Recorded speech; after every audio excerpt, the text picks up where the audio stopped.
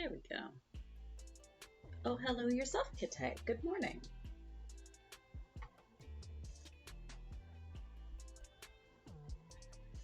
Or good afternoon.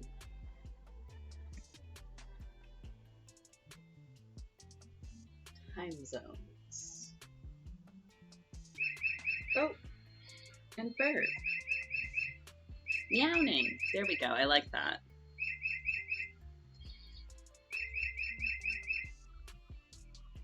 Verb.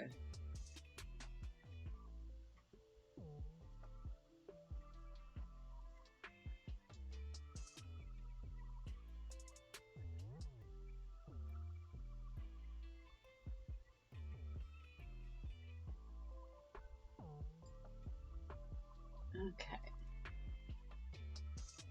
Where? Oh, oops. Sorry about that. Where was I? Orange. Orange is where I was.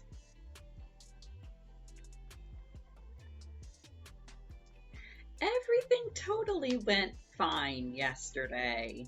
Totally fine. Nobody actually died. There were only like 4 failed death saves between us. It's fine. I'm gonna need more papers first off.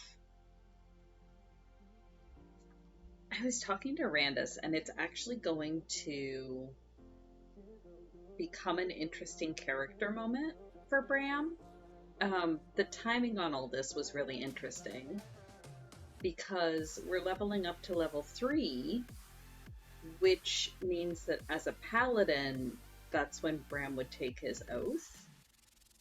So, considering that he's nearly died, like, literally 3 times in the last 2 days, when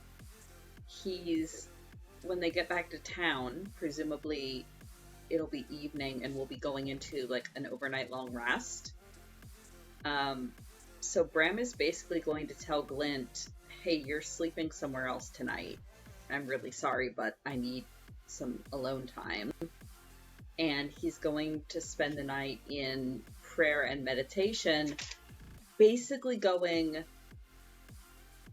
look, Bahamut, I've tried to do as you ask. I've tried to follow your path, but I keep failing. I can't protect anyone if I'm dead. Give me a sign that this is what you want me to do. Give me a sign that I'm on the right path. And then depending on how Bahamut answers, it may affect Bram's oath. So Randus and I are actually going to do like a one-on-one little mini session later this week to play that out. So that's going to be really interesting, and I'm excited to see how that goes. So yeah, Bram's terrible rolls have become like a really interesting character thing. Yeah, it's going to be interesting. Also, good morning, Kitsune. As is typical for Sundays, you have walked straight into D&D talk. Because everything was fine yesterday. Completely fine. My paladin didn't just nearly die twice, and Light's monk, and Kite's monk once. It was fine.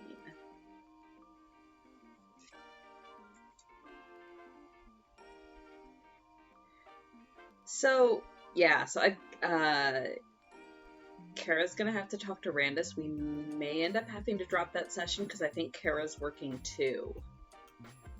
So it would be both you and Kara missing on the 6th. So we'll have to see what Randus wants to do about that.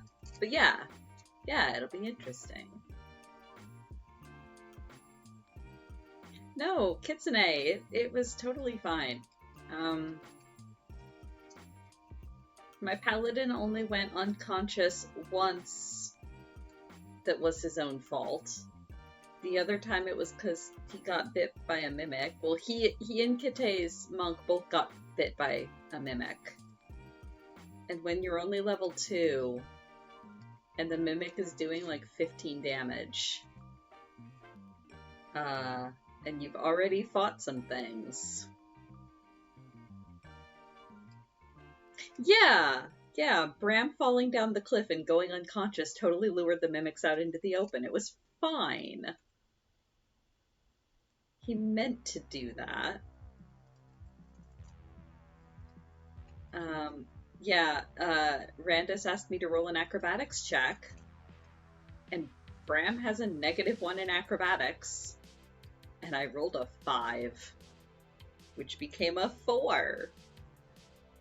So that was just a moment of, oh no, oh, this is going to go poorly. And it's never good when you hear the DM go, I need to find more d6s.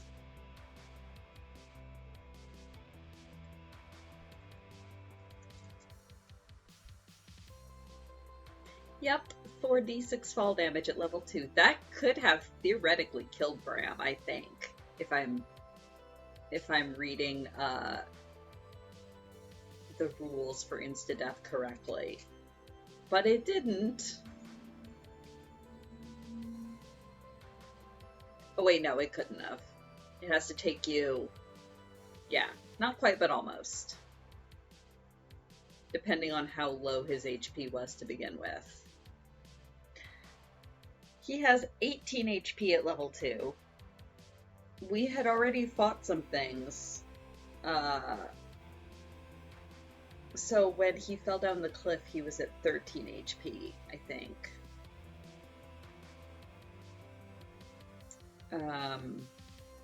So yeah, that sent him unconscious. He was trying to get down. There was like a steep incline. It wasn't quite a vertical cliff, but there was like a steep incline, and he was trying to get down it fast because he and the cleric had figured out where the mimics were, and they needed to go warn the rest of the party. So he was going fast, and just, yeah, totally failed his acrobatics roll. It was fine.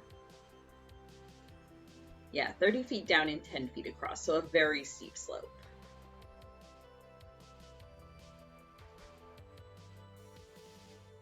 And then, as he lay unconscious at the bottom of the cliff, luckily the cleric saw him fall.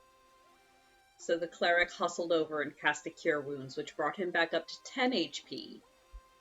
And then the mimic bit him for like another 14, 15 damage.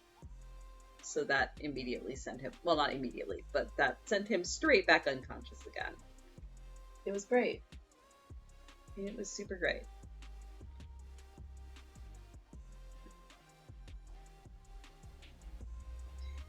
What probably should have happened when Light went unconscious is, instead of Landon using his last Cure Wounds, is have Bram reach over and do a Lay on Hands. But that would have only brought Light back up to 1, so Landon probably would have still had to do a Cure Wounds.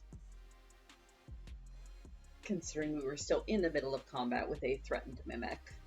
Or a threatening mimic. White thread. White thread is what I need. Yeah, yeah, the monk and the cleric both witnessed Bram tanking out. Luckily. And were on their way over to help.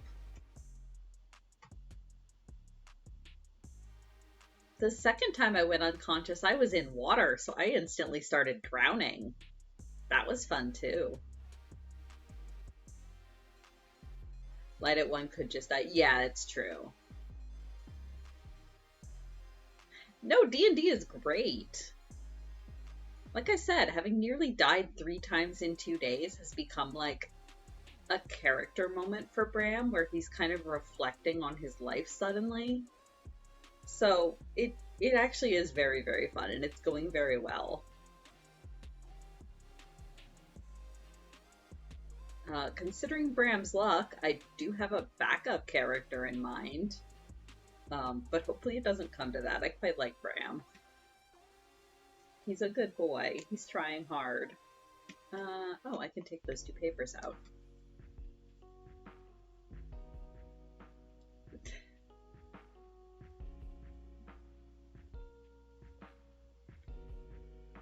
I mean, yeah. Where did my tiny scissors go? I set my tiny scissors out of the way New Kara was selling. Oh, they're all the way over there. Hang on, 1 second. Ugh. Stretch. There we go. Good morning, Onyx Claw. Feeding steak to baby, and then also calling a hydrate, which I will do. It has coffee that I hydrate with.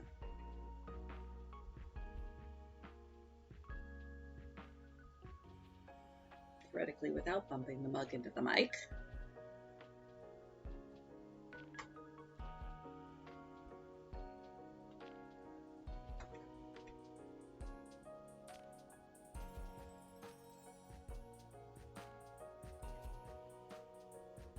Morning, Merlin. I see you have coffee as well. That is good. Yeah, no, everything is fine. And Bram doesn't have nearly as much angst as my other character, my fighter barbarian. But he's getting there, I guess. Too many near-death experiences. He's just kind of, yeah, questioning his life choices at this point. Not like seriously doubting his god, just questioning if this is the right path for him. So, depending on how his god answers his prayers. And apparently Randus has had an idea that he thinks I'll like, so that'll be really fun to explore. I'm excited for that.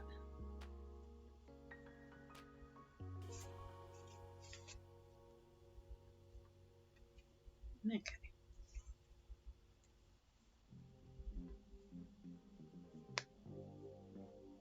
Things Light may have learned from this expedition. Glint might be a bumbling idiot.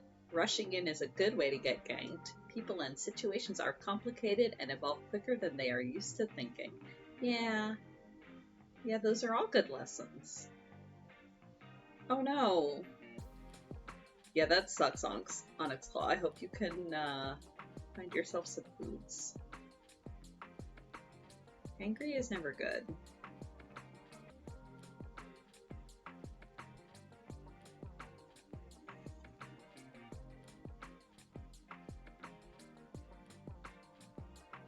Light is still processing there is a dragon. Oh no. Baby.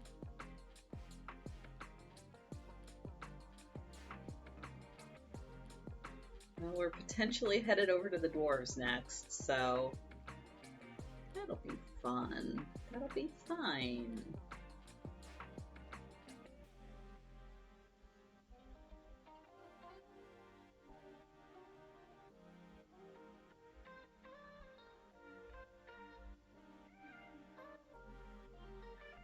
Nice peaceful forest glades. The dwarves? Aren't we going to investigate, like, what, there's ruins they're excavating or something? I need to go back and reread the text of the quest notice again. Something like that. I'm sure it'll be fine. No combat whatsoever.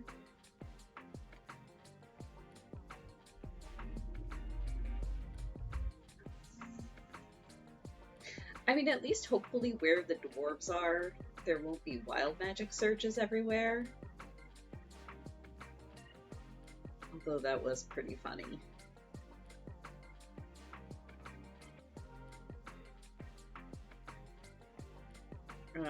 The other interesting thing about Bram spending an entire night in prayer and meditation is the fact that he won't get the benefit of a long rest. So he'll still be low on HP and out of spells. Well, no, not out of spell slots. He still has one spell slot.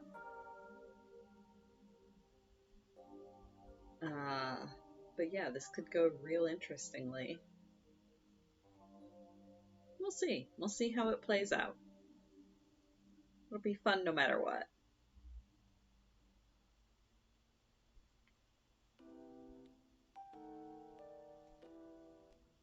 I asked Randus that. He said that I will level up. It's just HP and spell slots don't refill on level up, they refill on the long rest. So I would still get the level up, and I would get, so like say I was at 10 out of 15 HP and I gained 5 HP, I would then be at 10 out of 20 HP without the long rest. Oh good, yes, get some noms. Noms are good.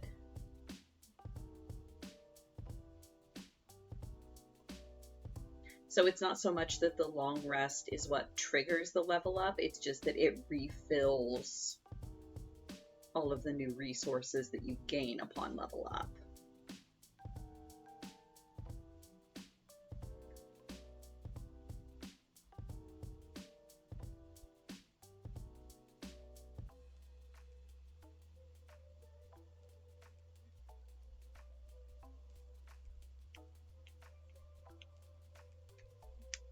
Morning, Dobby.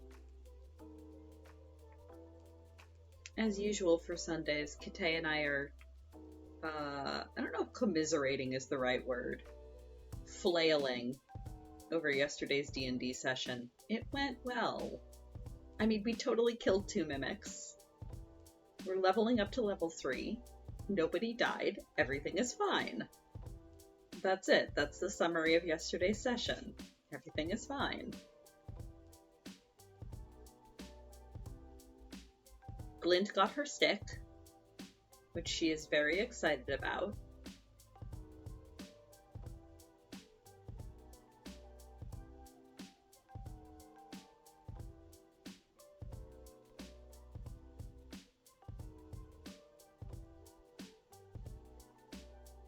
Also, Kitsune, go eat dinner, or acquire dinner if you have not.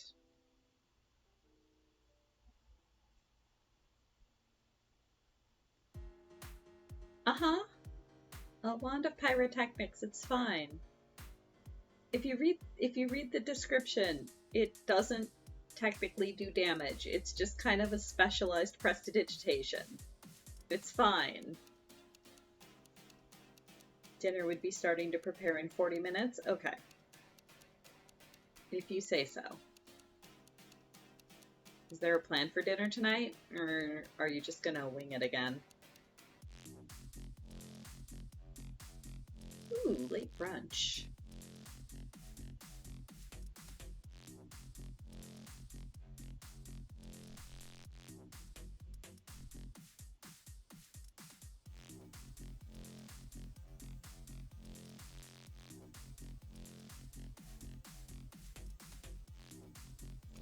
Okay, good. As long as you've eaten something today.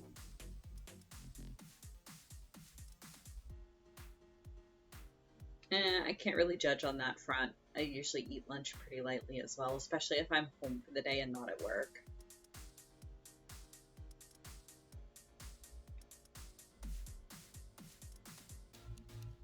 Ooh, biscuits. Biscuits are good. I don't know what my lunch is going to be today. There's not a ton that's in the house.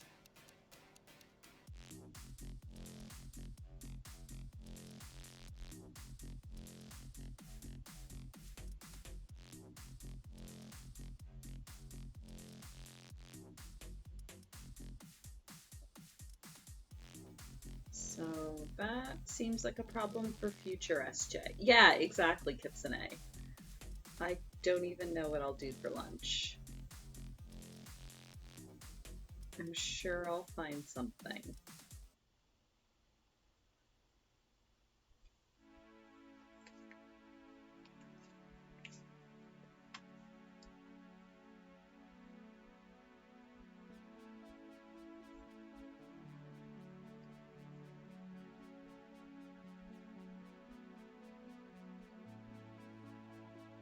Oh, also, today is my sister's birthday. Gotta remember to poke her on Discord and wish her a happy birthday when I'm done stream.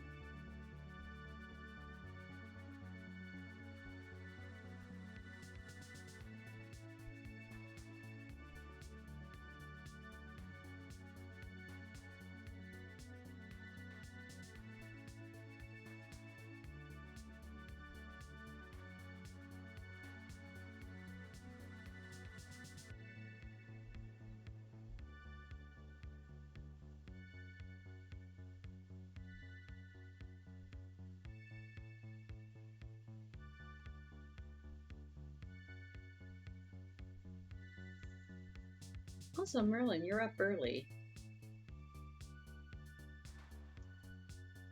for a Sunday.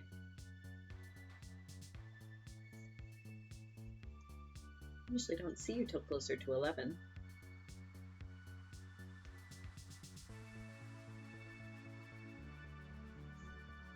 Ah, yes, that would do it.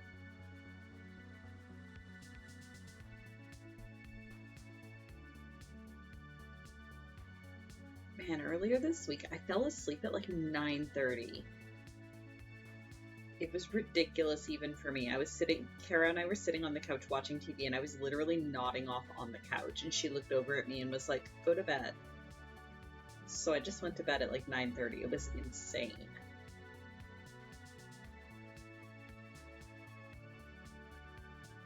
Oh no. Oh, that sucks. I really hope your AC gets fixed soon. That's horrible.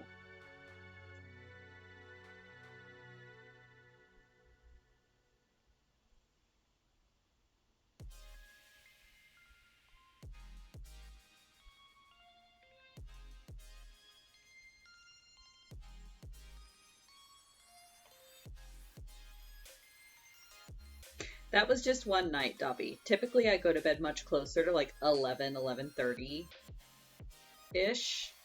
Yeah, the 9:30 was a fluke. I don't know what was going on. It was raining all that day. So I think the weather combined with work just kind of made my head go, blah, no, done.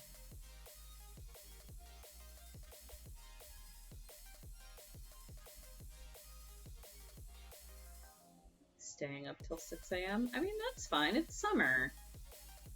Do whatever you want, man. Enjoy that. Go there.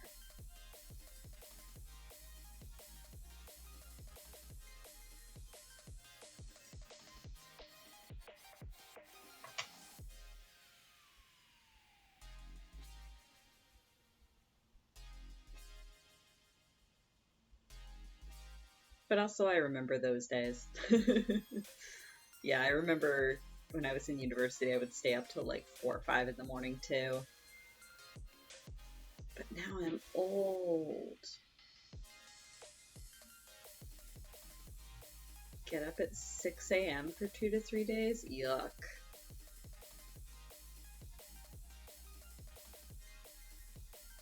At my new job, my alarm goes off at 7:15, which is fine. Like, that's about right for me, based on when I go to sleep, and the amount of sleep I get. But like at my old job, I used to have to wake up between like 5 and 7, depending on what shift I was working that day.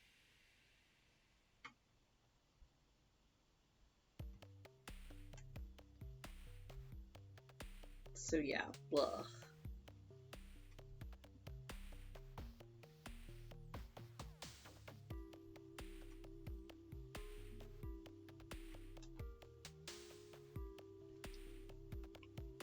Go to bed at normal times except for time zones. Yeah, that's also very fair. Time zones are the worst.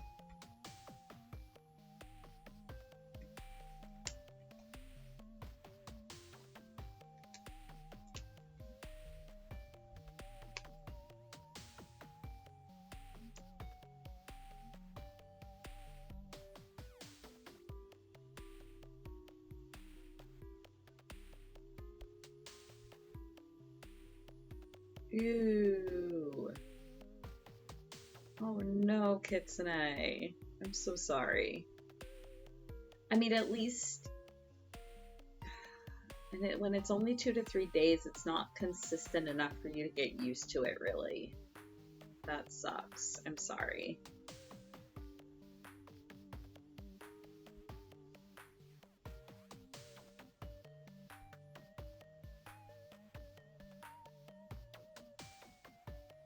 For me, I can wake up at pretty much any time. It just has to be consistent. Like, my body has to be able to get used to it. It's bouncing around waking up at like different times every day that messes me up. Oh, good. I'm glad you found food on its claw. What'd you grab?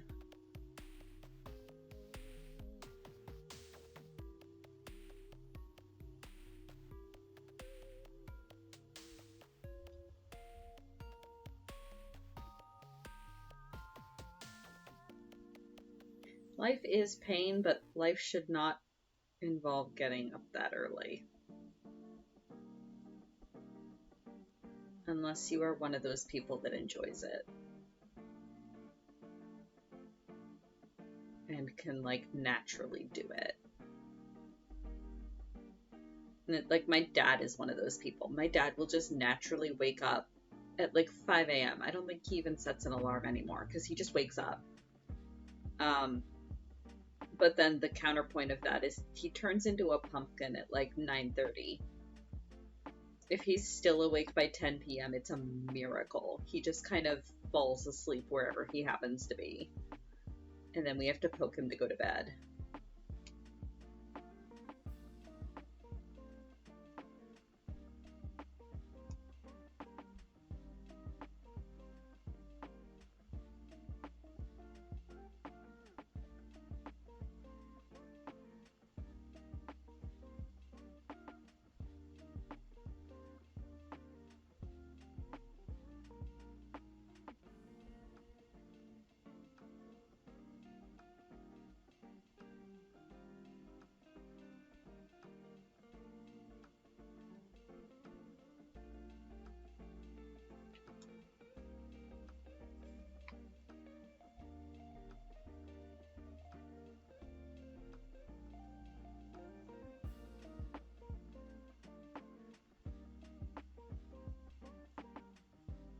Ooh, crackers and peanut butter is good. I should get peanut butter. I think we're out. Because I'm the only one in the house that eats it. My wife is not a fan, but I should get myself a jar of peanut butter.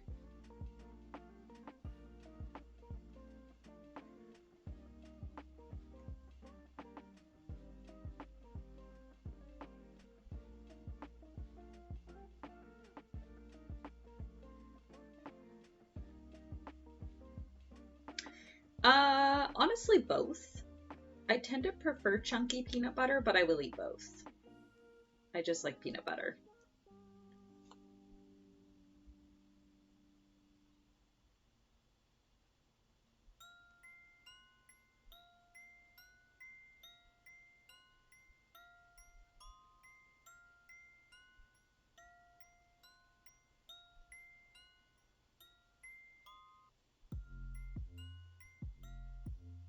Thick peanut butter, something like that. Well, okay, so I like the ones where I like chunky peanut butter, but I like it when the peanuts are like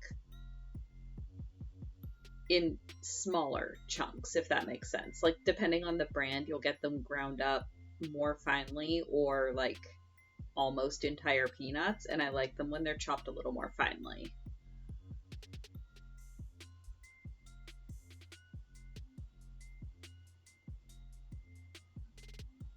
So it's crunch, but not like entire peanut kernels.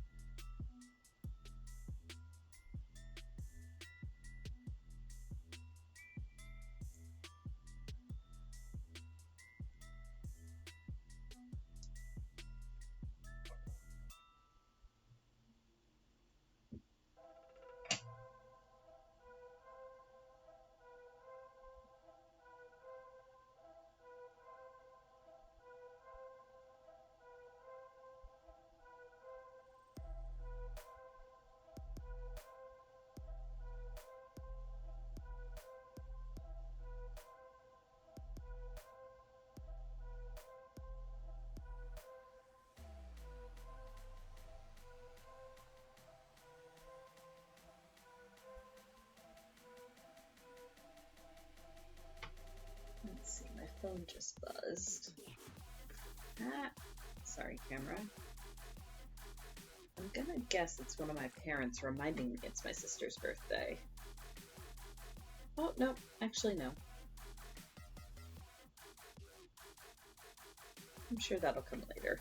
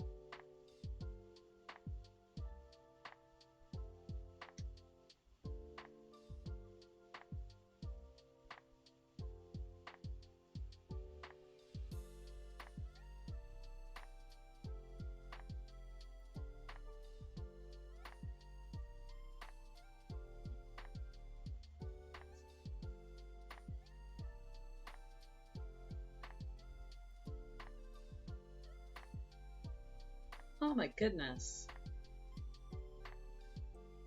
I mean, you could probably borrow Glint's Wand of Pyrotechnics, but that would probably also get everything else's attention.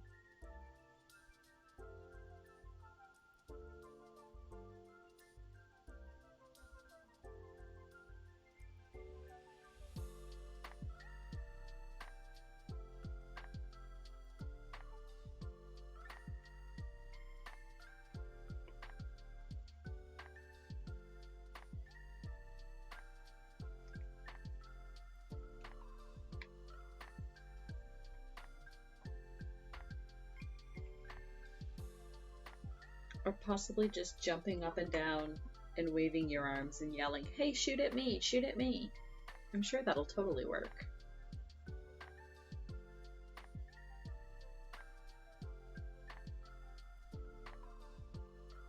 And have no other repercussions whatsoever.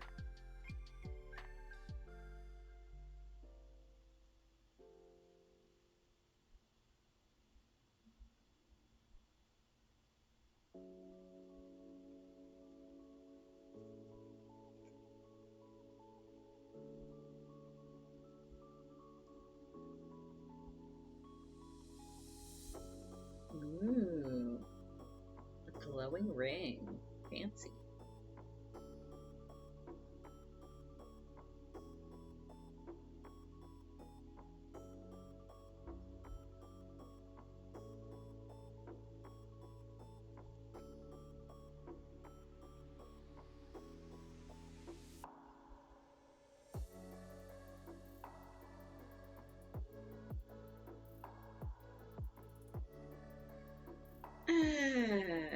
The problem is he's eating shit even when he's in tank stance.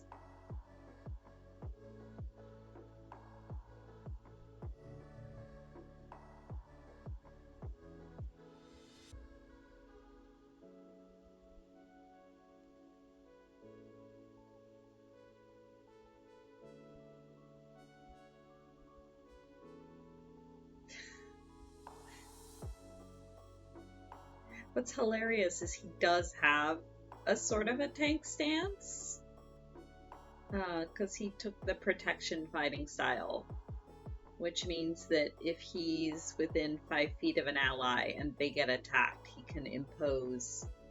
can basically shove his shield in the way and impose disadvantage onto the attack roll.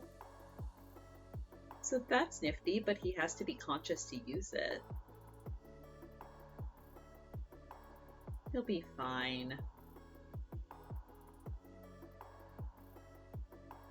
And one of his spells is Shield of Faith, which will, he can basically boop an ally on the head and raise their AC for 2 by 2 for 10 minutes, which is real handy. Especially if we're not in an area with wild magic surges. I did get it to proc once. It canceled out the advantage of being grappled. Unfortunately, it still hit, but he was trying.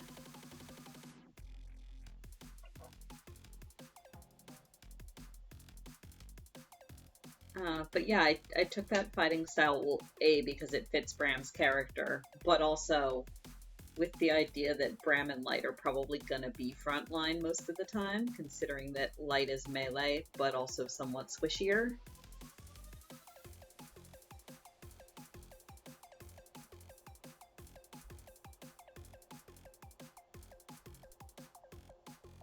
Hasn't worked out well so far, but hopefully once he gets like a little bit more of an HP pool.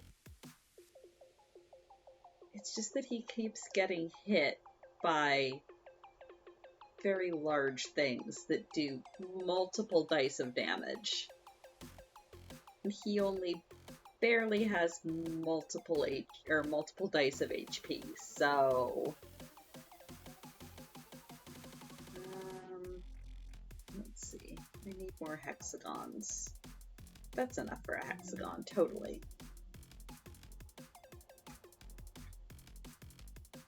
Yeah, so Bram will be able to, like, boop him for extra protection.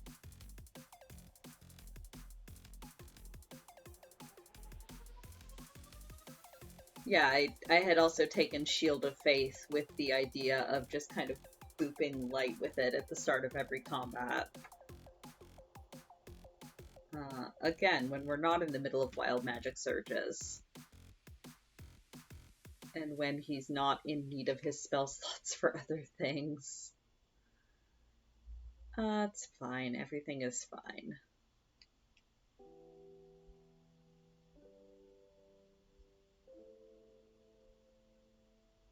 Oh yeah, you start getting, like, serious multi-attacks, right?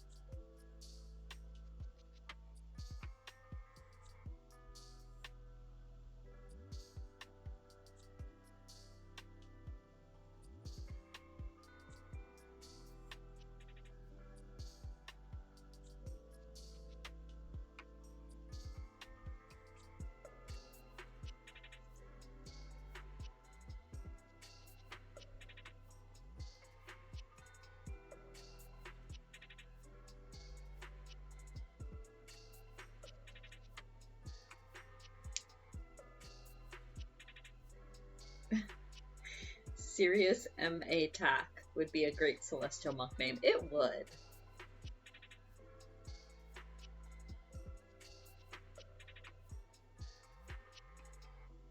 Good grief. Assuming it all hits, it's a minimum of 4d6 plus 16. Jesus.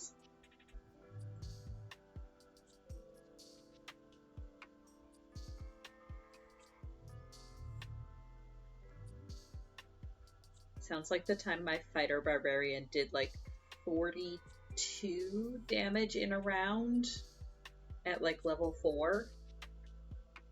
That was fun. +7 to hit. Jeez. Incredible.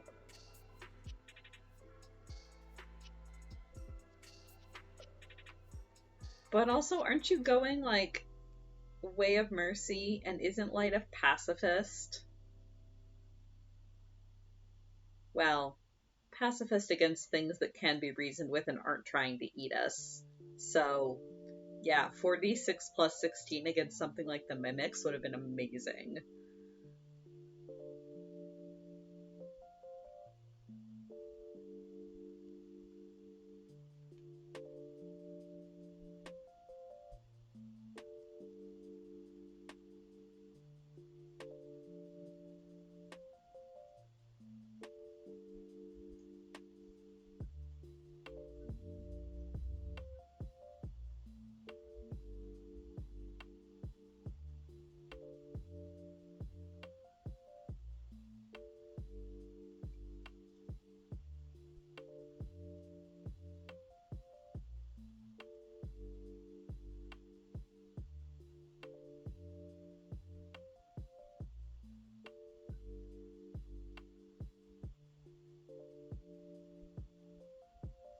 Based on just unarmed. Aren't you never unarmed because of cat's claws?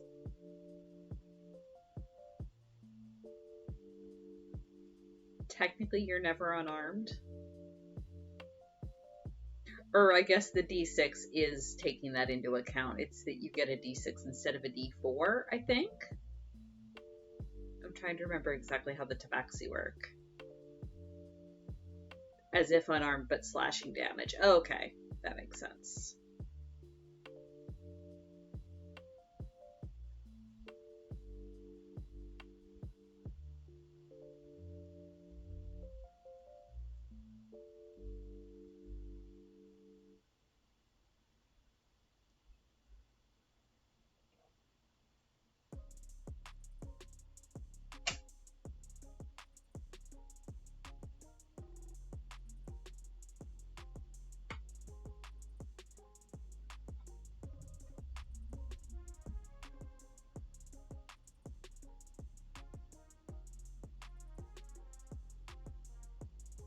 Oh, interesting.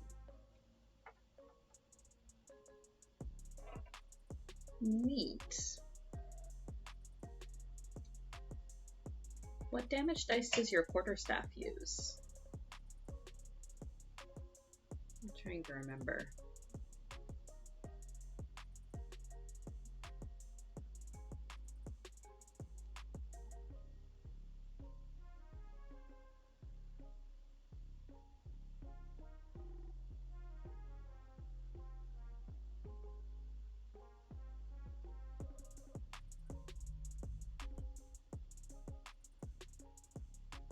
Okay, a d8 when two-handed.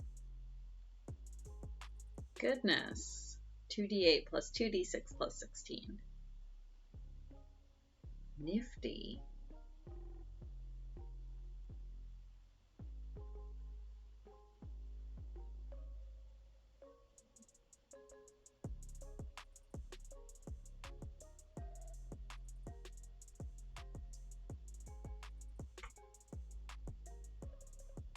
Yeah, powerful kite indeed.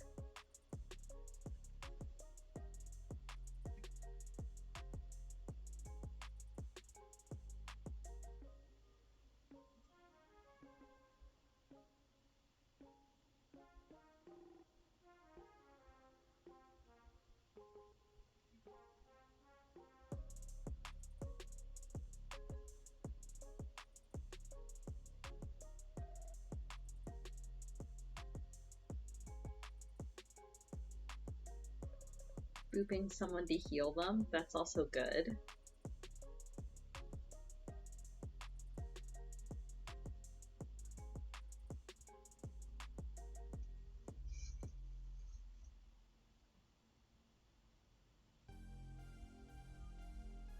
And that doesn't take a spell slot? That's just part of... Or does it take a key point? Because it's a monk thing. Still, that's very convenient. or if Landon's out of spell slots and Bram's the one going down again.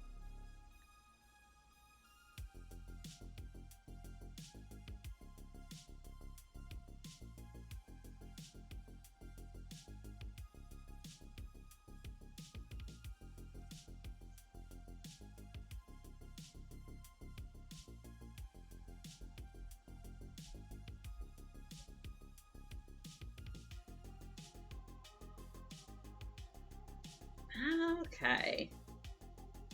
So very handy.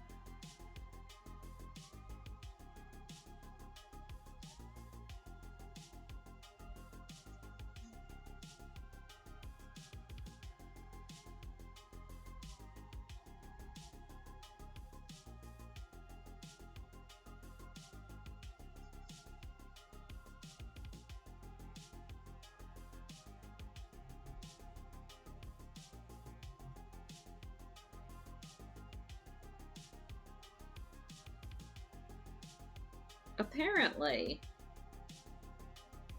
All synthwave all the time, I guess.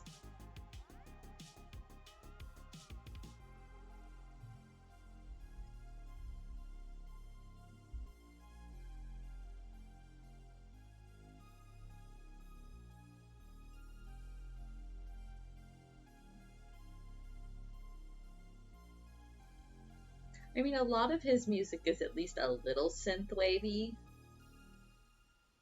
but they're leaning hard into it today, I guess.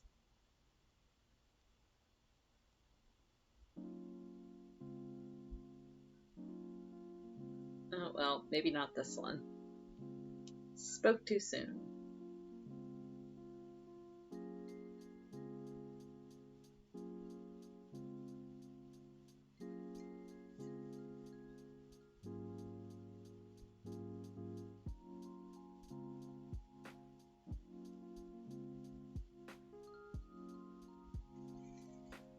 Oh yeah, same.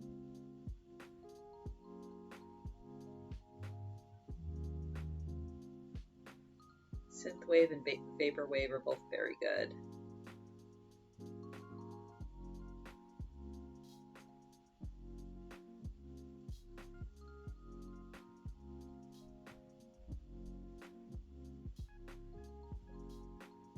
FF14 synthwave? Ooh. That sounds nifty.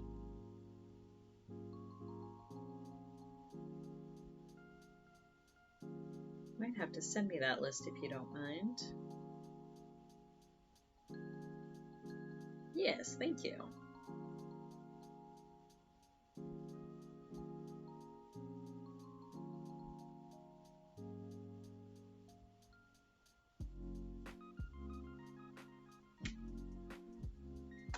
Give me your coffee.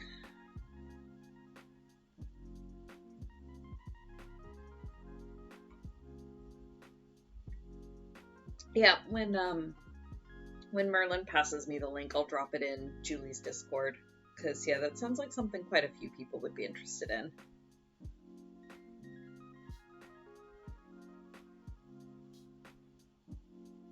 Manage to unneedle my thread. Unthread my needle. Something along those lines.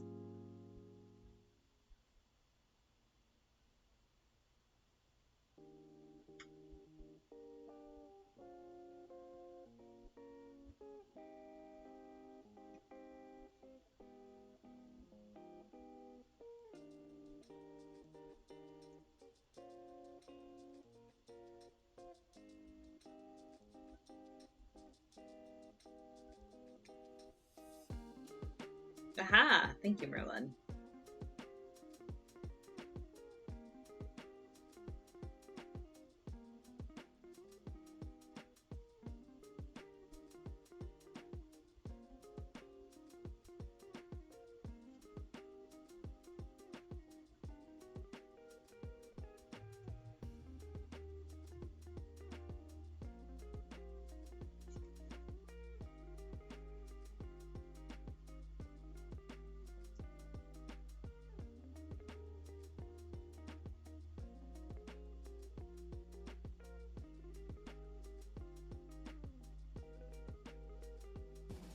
Ooh, battle time for baby. Yay, we win. Excellent.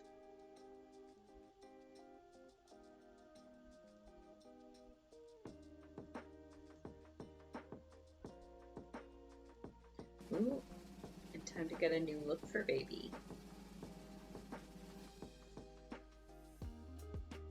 Same hat. And celebratory tacos.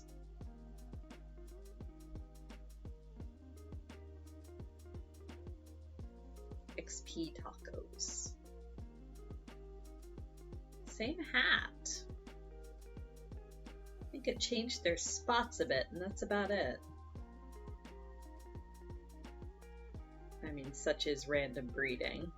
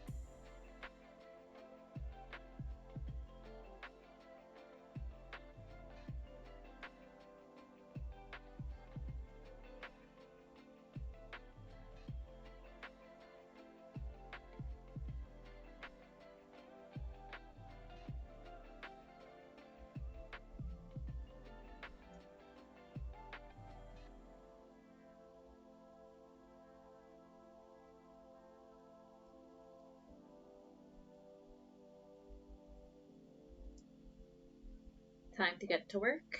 What you working on this morning? What commission things?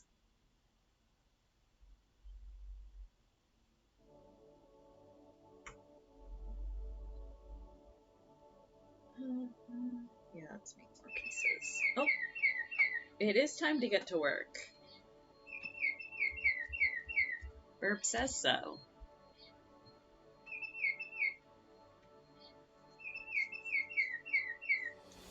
Also, Kitsune, it has in fact been like 40-45 minutes, so you should start thinking about dinner if you have not already.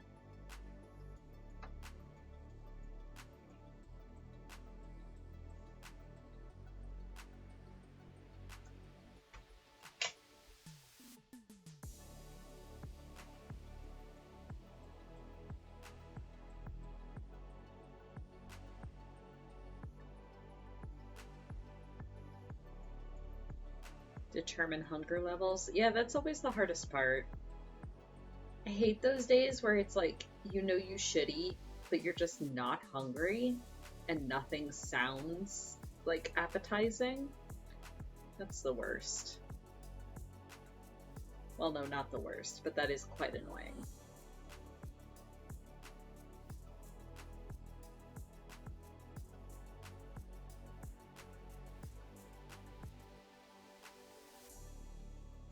Oh yeah, you're doing mugs today, aren't you, Merlin? Fun stuff. I'll be working on some of my resin charms once I get off stream.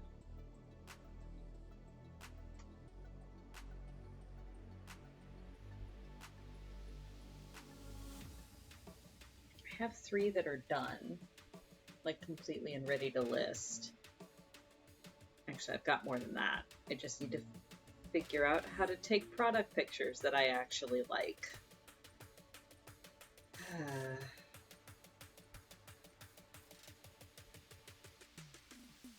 2 mugs, another mug to design and then press. Also have some promo stuff for the zine. Ooh, yes. Applications are opening next week. Awesome. I still need to figure out if I'm going to actually apply, and if I am, what I'm going to do to apply.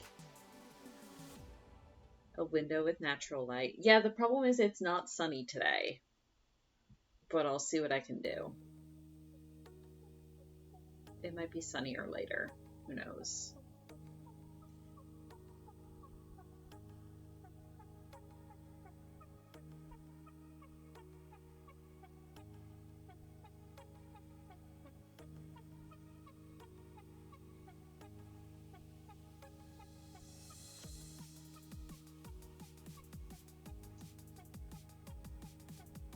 A box. Like a light box kind of thing?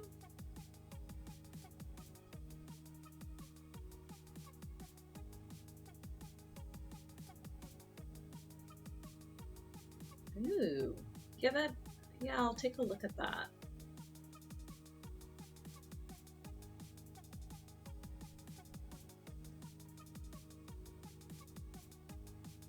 Not a bad idea if I'm going to be taking a lot of them.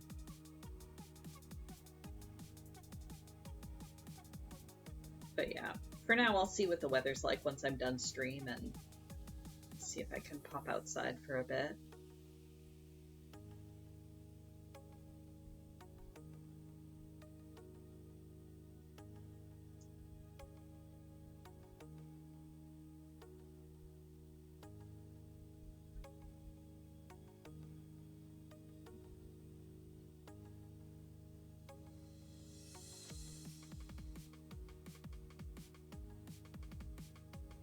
There we go. Oh, also, I should mention, and I'll try to mention again at the end of stream. No stream next Sunday. I'll still stream Tuesday and Wednesday. But next Sunday, Kara and I will be out of town, so there will be no Sunday stream, unfortunately.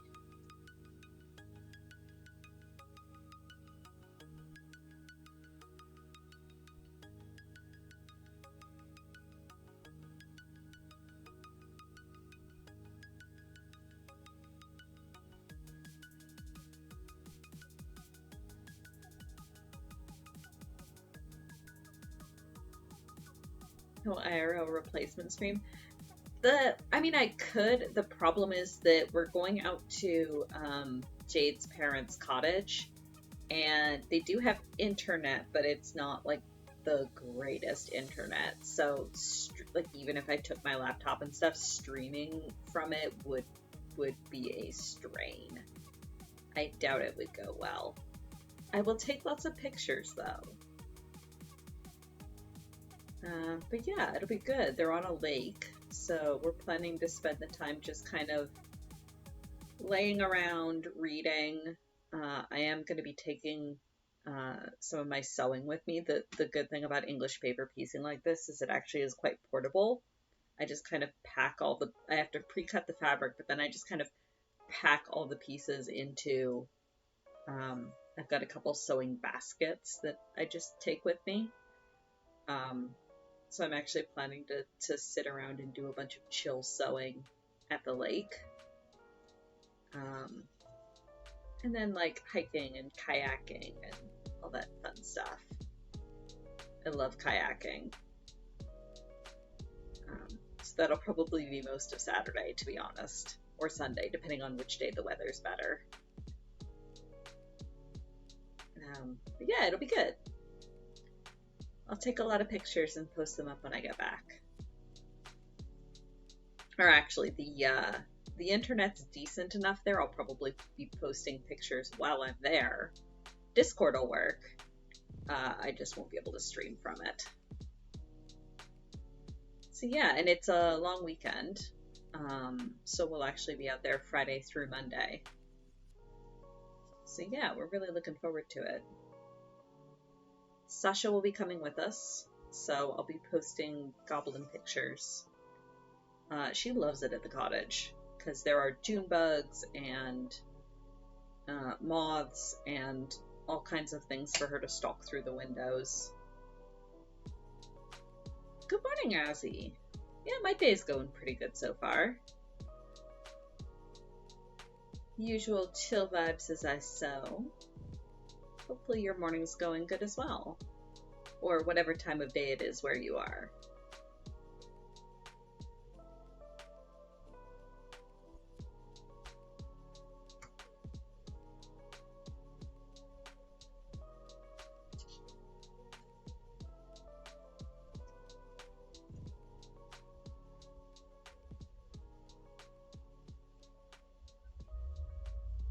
Still morning here, 9:08. Excellent. It is barely morning here. I'm in the Eastern time zone, so it is currently 11:08 here.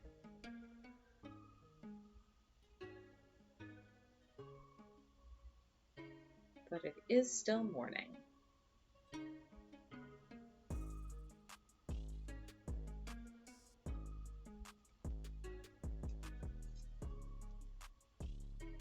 I did do the hydrate from earlier.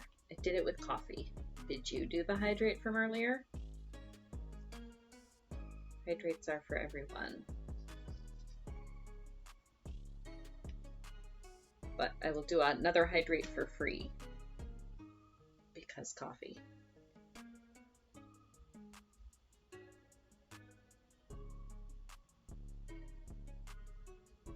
I can't really show my mugs off on this camera.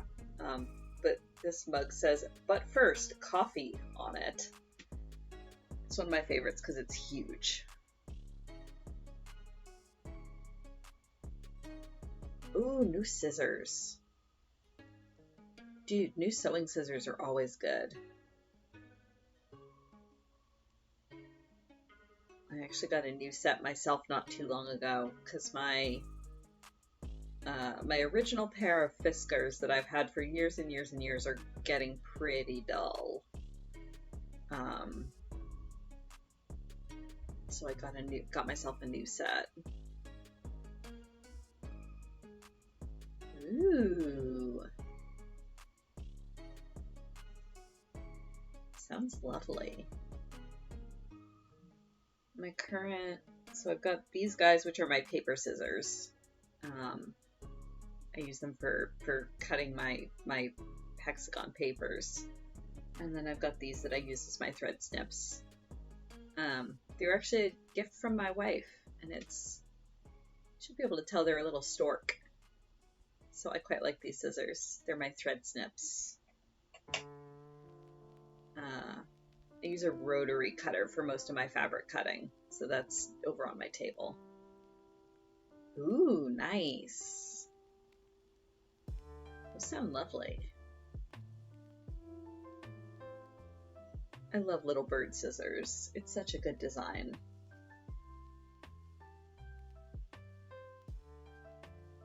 Whoever first decided to do that design for scissors is a genius. Someday I'd like to get like a pair of vintage, like Victorian era ones just to have.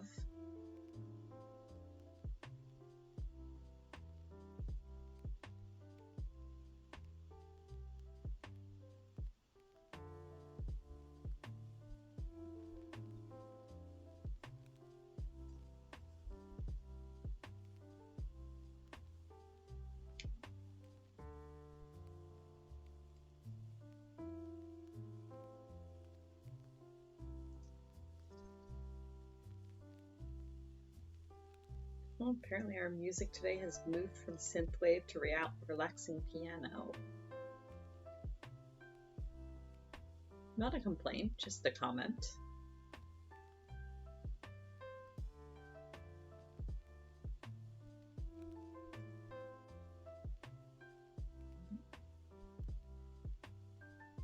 Catch that piece of...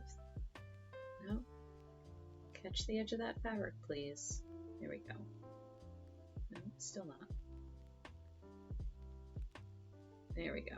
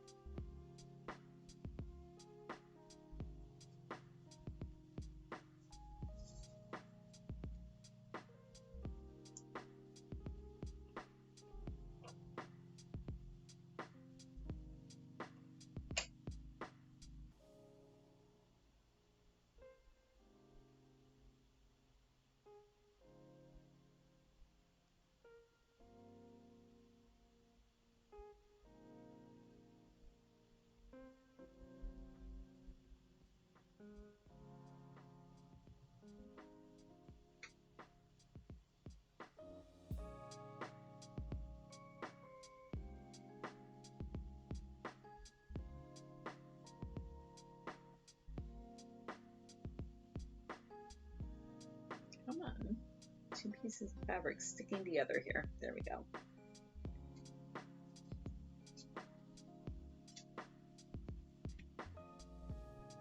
What color font do I want for my mug? Ooh. I'm gonna say either black or red.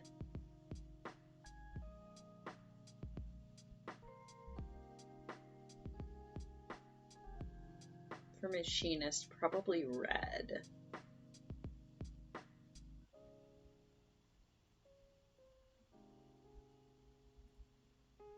Same red as the job color? Yeah, that works. Don't even worry about it.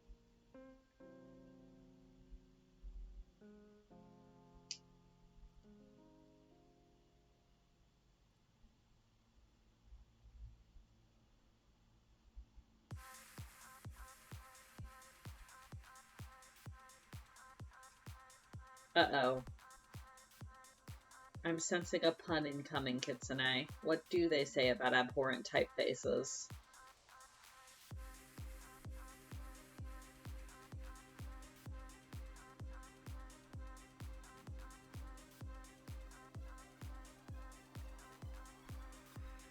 I'm trying to guess, and I'm not good enough at puns.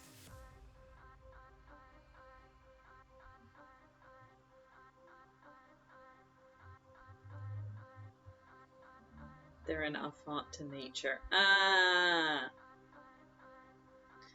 Excellent. A pun in this channel? I know, Kara's not even here. Usually she's the one making puns in this house.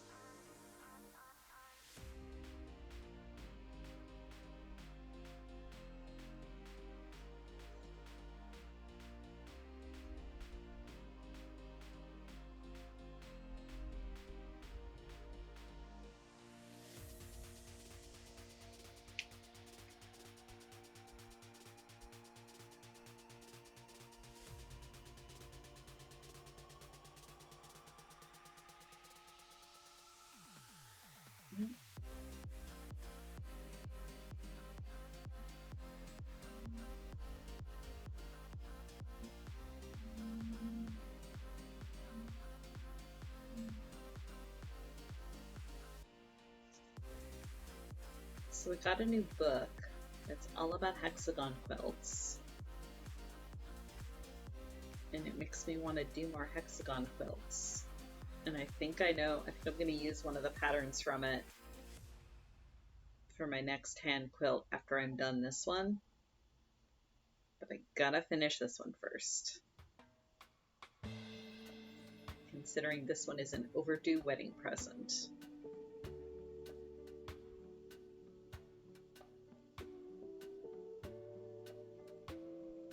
But I've made a ton of progress just since I started streaming, so.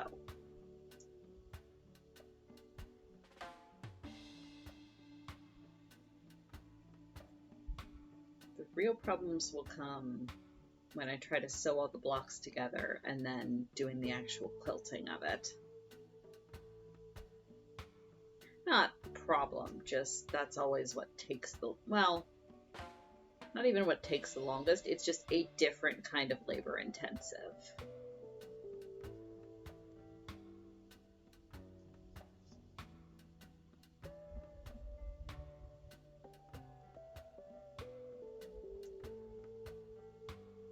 Because I might, depending on how big it ends up being, I might end up hand quilting it, which I could also do on stream. Because my sewing machine is just a small domestic machine. And technically I could do the quilting on it. I have a free motion foot for it. But trying to quilt a full-size quilt on a standard home machine is a pain in the ass. Because to try to quilt the middle of it, if you think about how small a domestic machine is and how small the area underneath the arm is, trying to like roll up the bulk of all the fabric and stuff it through there to get the needle to the middle of the quilt is probably more trouble than I want to deal with. It's theoretically possible, and I've seen people that do it, but I think it's more trouble than it's worth for me. So I might just hand quilt it, which will also take forever and a day, but that's fine. I'm not planning to put a super thick batting in this one. And I'm gonna try to find a bamboo batting if I can, just because it's more sustainable. But I don't want this to be like a super heavy duty quilt. I want it to be one that they can use as like a couch quilt. So a thinner batting is better, and that will also make it easier to quilt.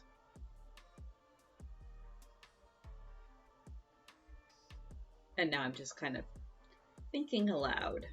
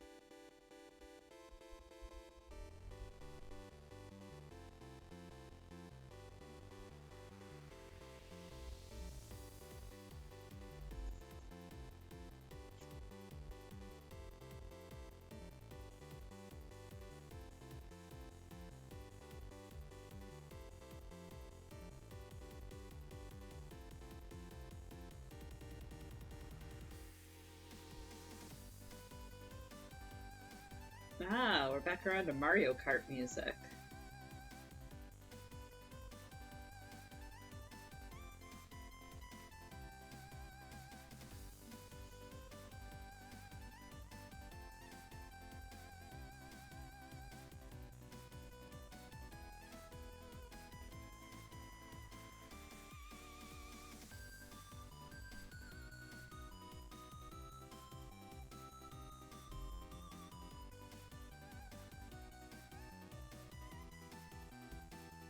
Is it really?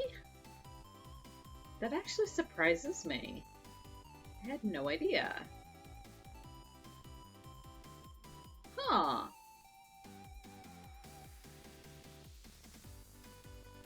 I mean, it makes sense that they're not going to copyright strike it while you're playing that game. But just to have the music on in the background of something like a sewing stream, that surprises me. Interesting. I'll have to look into that more, see if I can find a good playlist.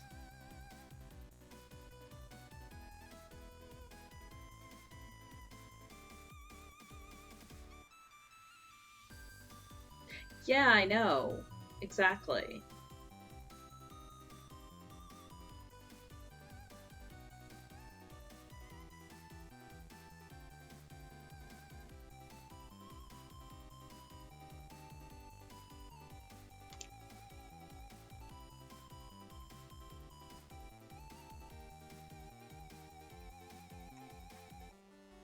I think it was some of the new ones that came out in the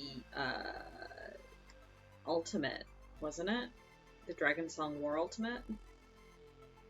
It's the ones I heard about anyway.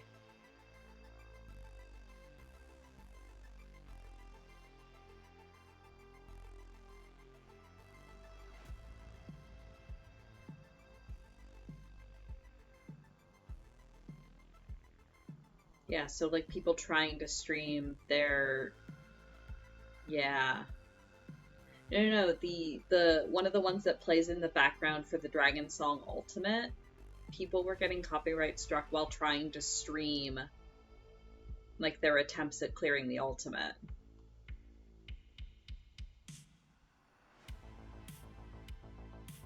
Like it totally makes sense that the theme songs, like the actual like the menu screen theme songs would be more strictly held. I totally get that. But ones that are actually playing during gameplay, that's when it gets a little bit more iffy, because you would want people to be able to stream the gameplay.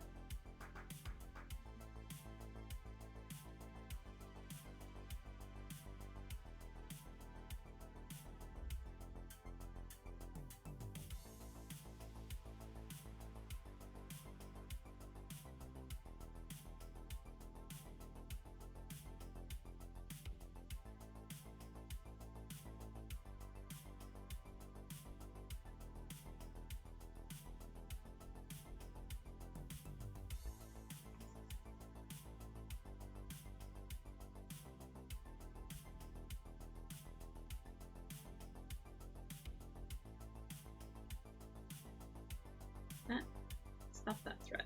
There we go.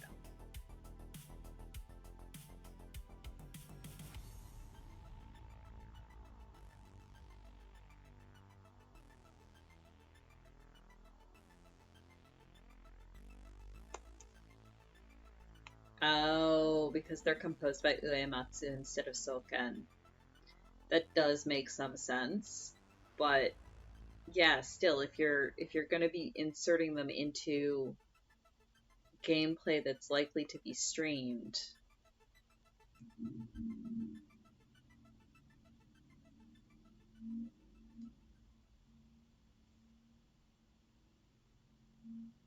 that feels like something that the devs should have caught if it's known that those three are causing copyright strikes.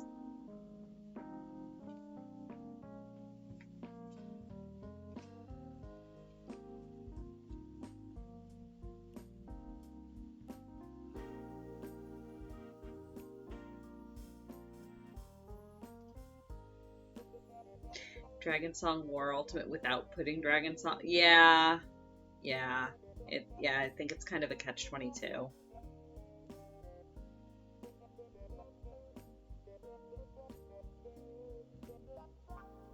Because if they didn't, then you would get players going, well, why didn't Dragon Song play? It's such a, like, because it is, yeah, such an iconic song. Copyright law is just bullshit in general. And I say that as a creator and an artist.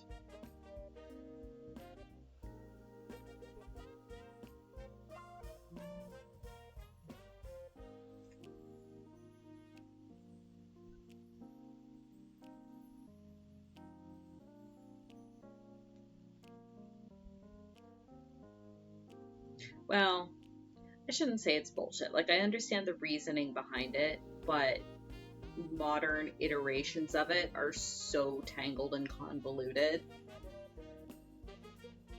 When you have, yeah, exactly. Copyright as an idea is great. What companies have made of it is bullshit. When you have to be like a copyright scholar to be able to understand this, whether this thing you're doing is okay or not, made more sense when the world was smaller. Yeah, that's true as well.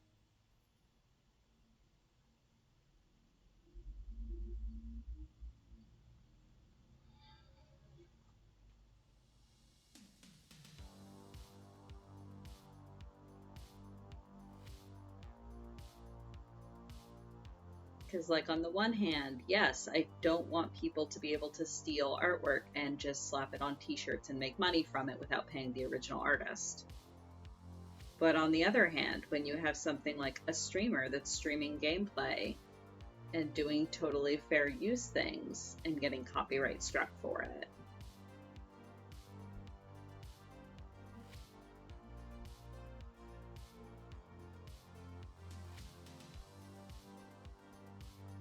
if there's money involved, it's terrible. Yeah, exactly.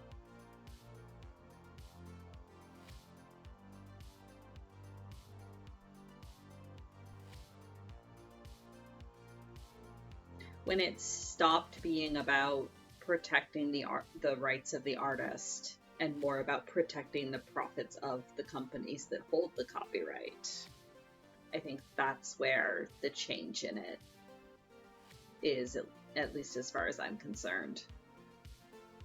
Or that's the best way I can articulate it anyway.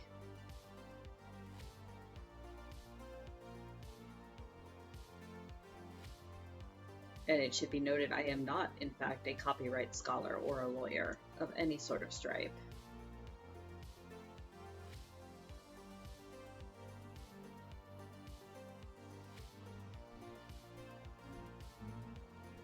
Arguably, it was always about profits. Yeah,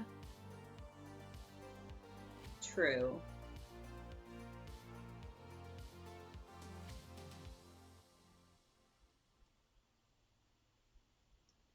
Restrictions on mass printing books.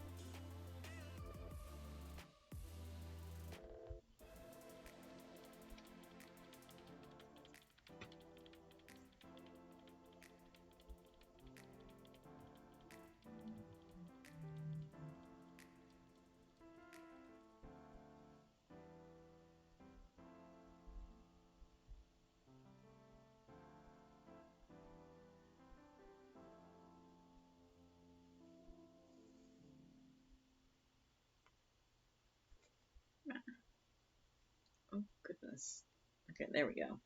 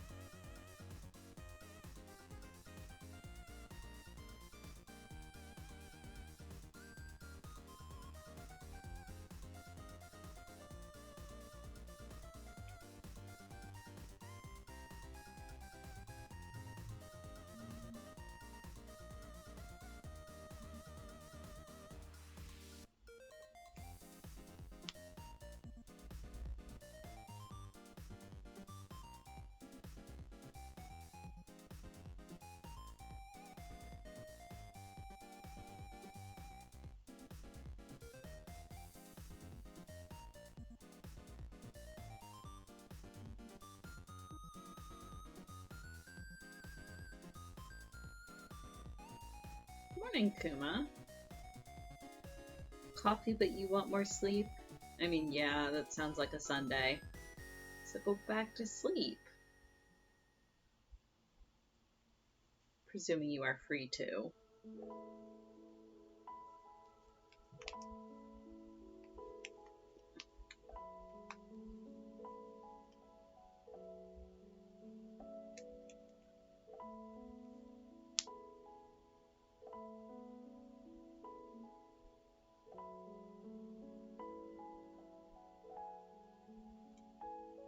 Yeah, I just had that thought. I'm like, wait a minute, kiddo's probably up.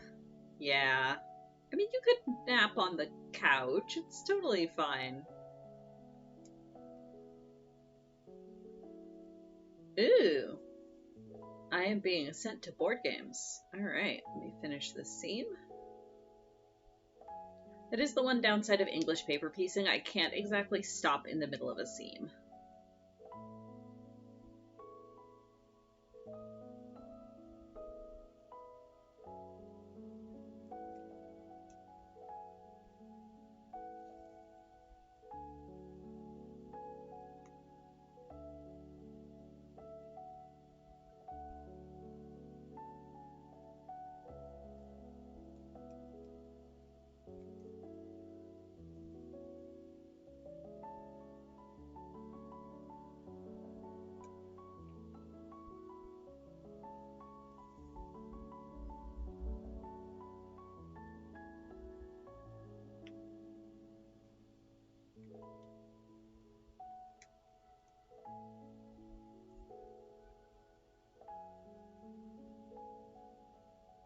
Time for stir fry? Yes, make yourself a stir fry, Kitsune.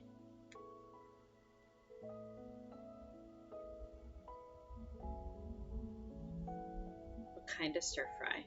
Chicken? Oh, pardon me. Chicken stir fry is always good.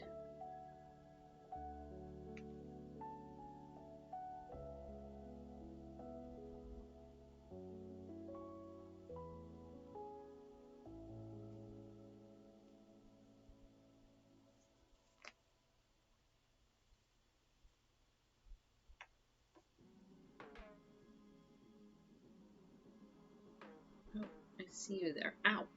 I see you there, Sasha Fur. See me stabbing myself with my needle trying to extract Sasha Fuzz.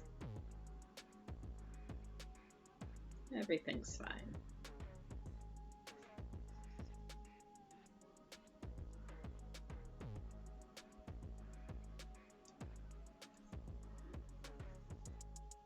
Okay.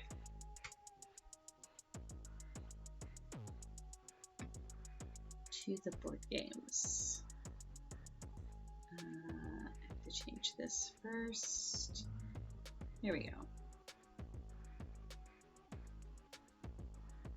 Y'all good there, window? You wanna...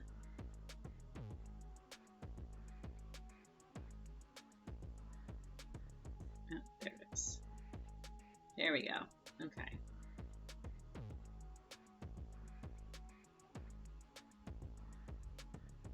Chicken and broccoli and garlic and bok choy and beans and red onion and majito and teriyaki sauce. Ooh. Yeah, that all sounds delicious. Chicken thighs, I'm guessing? Chicken thighs are usually what you want for a stir fry. Okay. And let me just do the phone thing so that I don't have to keep switching back to OBS for chat. There we go. Okay. Boards. Oh yeah, the Seasons game that's continuously rude. It just does not want to give us dice with stars. Chicken breast mini fillets. Ooh, that'll be good. I must discard 4 energy tokens. Oh, good grief. I mean, it's not like I have a slot to summon anything anyway, but that's just rude. Fine. Okay, next.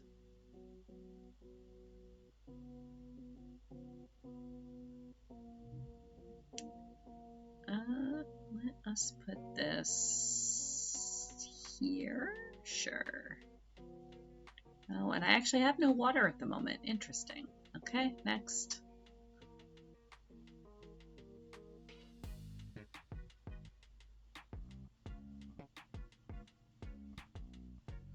Okay.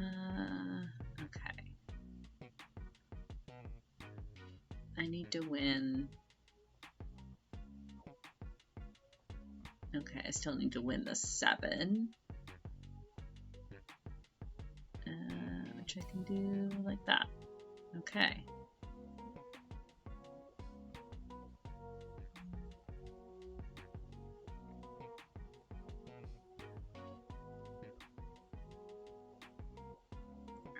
Ooh. This is not the play both sides game, is it? No. I'll go with that. Hopefully somebody else is lower than me.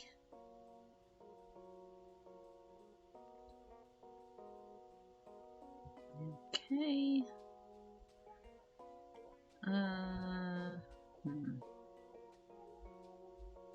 I'm just not drawing anything useful in this game.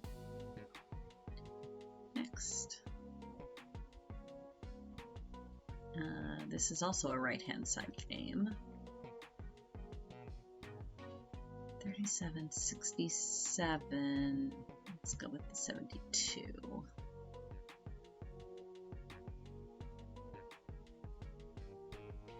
Excellent.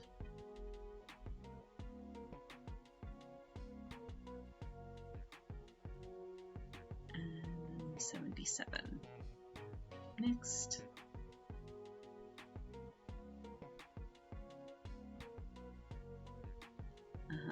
Wizard. No trump. Let's go with that. Next.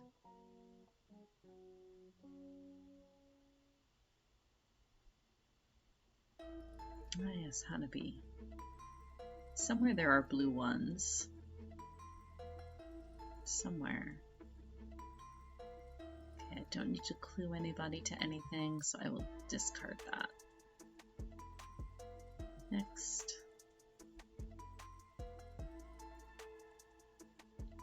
Ah, Castles of Burgundy.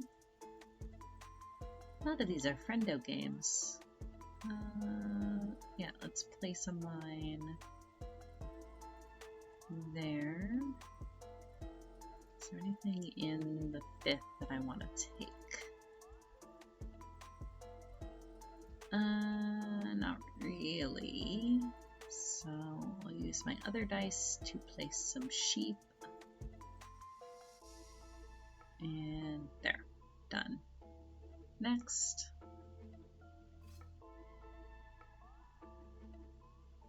Ah, yes, next station, London.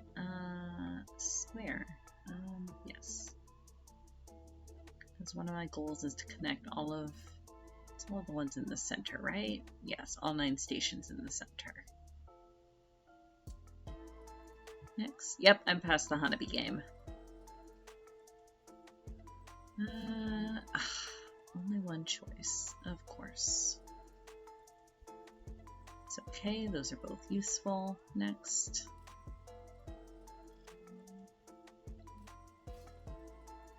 Wizard. Diamond Trump. Go with that. Next. Ah, yes, the Burgle Bros. This is also a good one.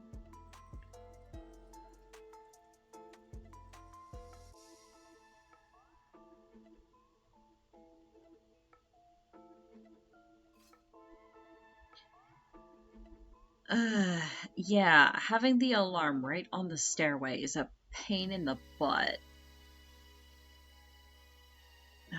Alright, what's the second floor look like?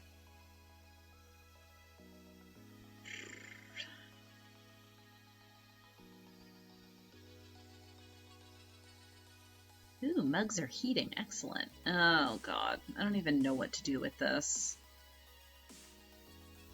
Because if I go upstairs, it's going to trigger the alarm. And then the guard will move again before anyone else has a chance to get out of the way. So I think my best bet is staying on the first floor. But there's not really anything else I can do.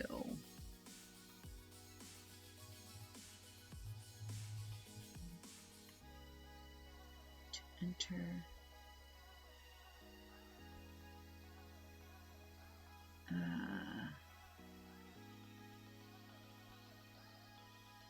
Actually, I might be stuck.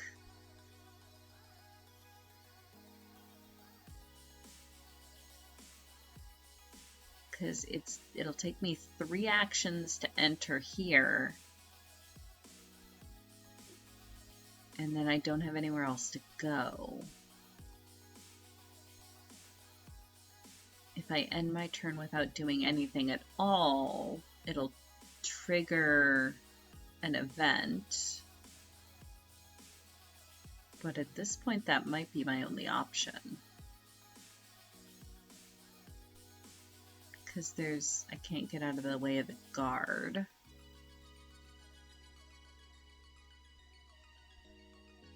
Service duct, eat a stealth token. Because that would be 1, 2, 3, 4. Yeah, actually, you're right, Kate. That might be my best bet. I'm so low on stealth already. We might not be winning this game, but yeah. Okay. 1, 2, 3, 4.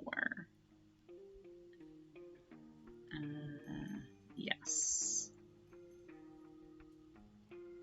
Yeah, I do have 3 stealth left. I now have 2 stealth left. Yeah, no, this game was poorly laid out. Next. Ah, Yahtzee. And the only thing I'm missing is 5s. Can I roll 3 5s? Possibly not, but let's see. I have 0 5s. I have 0 5s.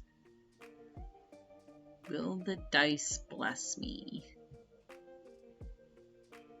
Nope. 0 5s. Oh well. Confirm. Okay, next.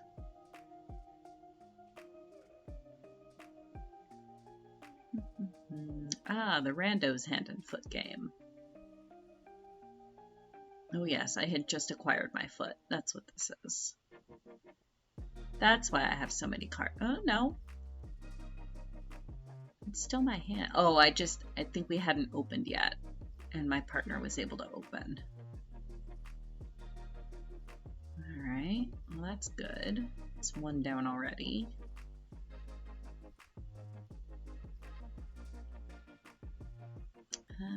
Sevens, I can do that. And I'll discard a 6. Okay, next. Ugh. I love this game. Alright, what's my board look like? Okay, so I need 2 of the black and blue tiles. Do I want to just eat the one, or do I want to try and grab both singles? I'll just eat the one. That way at least I know I've got it. Confirm. Next.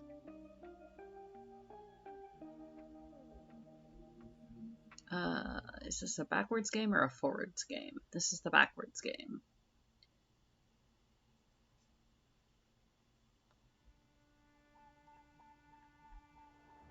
I have ocean and field. I think I'll skip ahead here. Coin. And block other people from coin. Oh yeah, this one.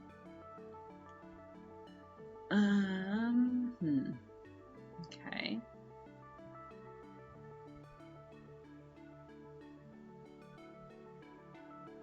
Interesting. It's the one with everything except characters. Okay. Oh yes, Copenhagen. This one's fun. I like this one. Alright, what cards do I want?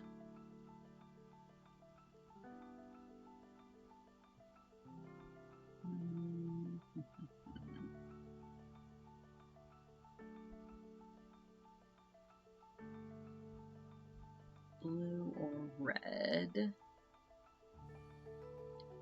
Green or purple? I just don't want yellow at this point. Well, no, I could.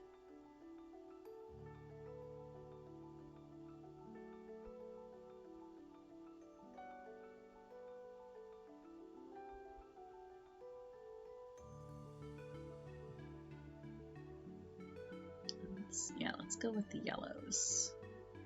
Okay, next.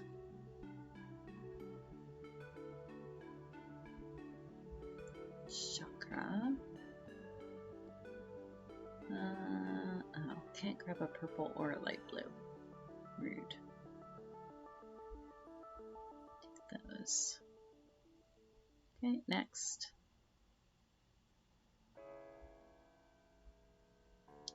Spade trump, huh? Like that.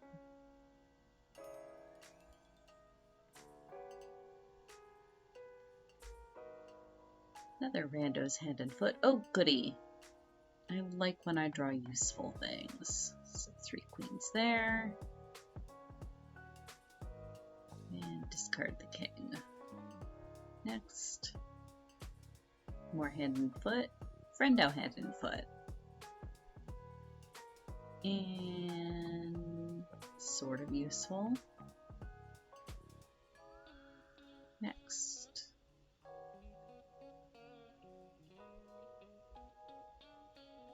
Friendo wizard. I might have bid too low. We'll see.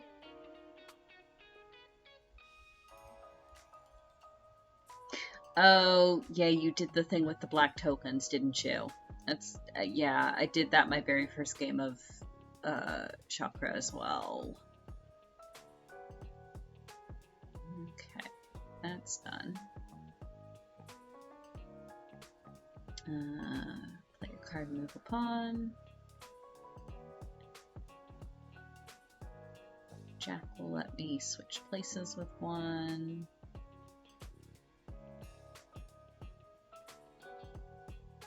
Next.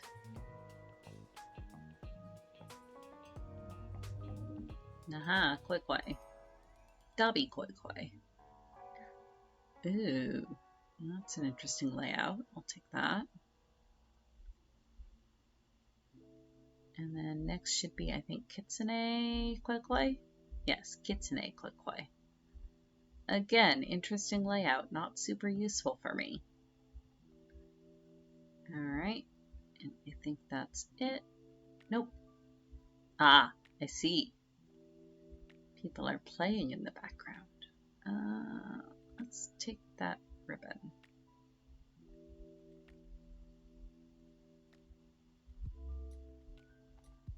Hand and foot. Ooh, yay, useful cards. Huzzah. So I'll lay that. Lay those. Discard that. Foot!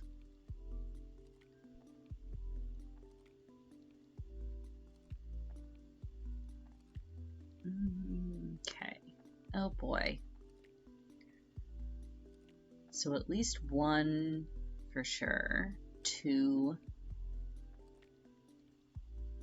I'm not first player. Let's go with two. Next.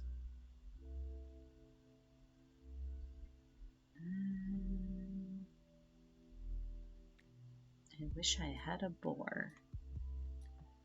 Let's take those. Of course! Oh, I love when it does that. Alright, and that's it. I'm caught up for like the next 3 seconds. But I got back to the main screen, and that's what I count. Alright, there we go. Thank you, friends.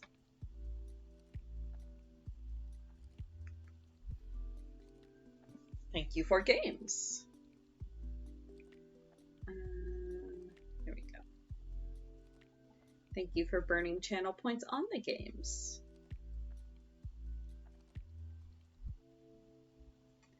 I mean, you'll notice, Kitsune, I don't win a whole lot. There's a bunch of games I just like playing because they're fun, and I hardly ever win at them. Or I play them because they're pretty.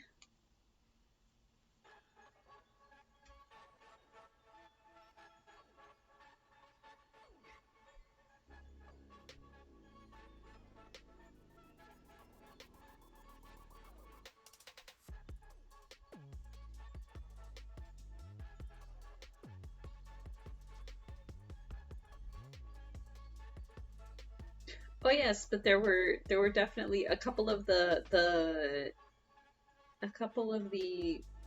Maria Kite Kuma games were firing off too.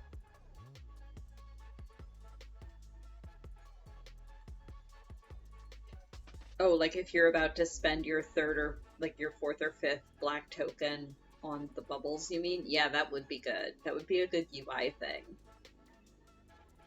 Maybe one of us should suggest that. Just like a warning dialogue that pops up.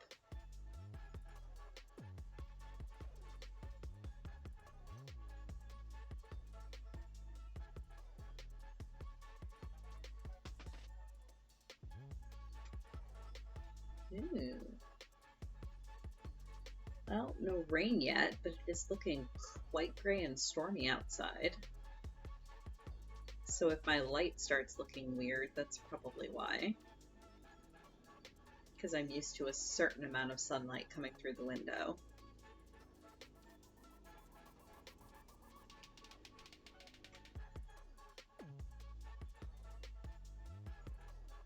Turn this over so it's blue.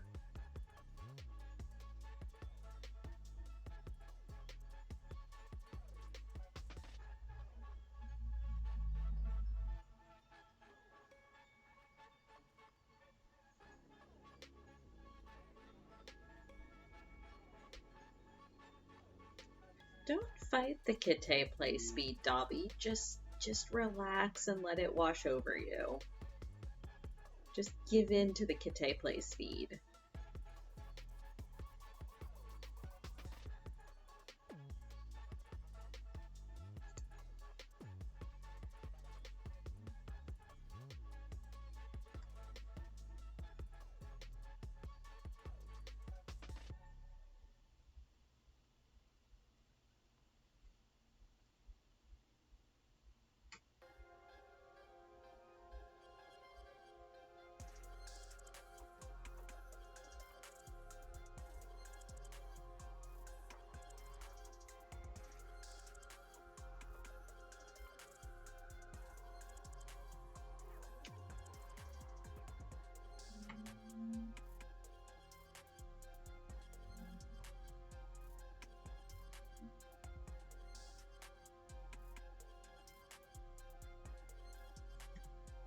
I mean, Kitsune, you're kicking my pants off in Koi at the moment.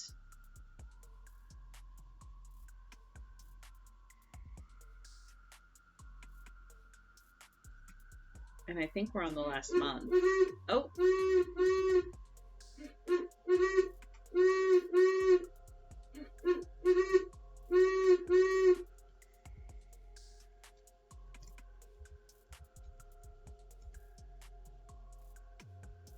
Ooh, an owl. Which also means, once I finish this seam, I will be taking a short break. Get up and stretch my leggies, cycle some fluids.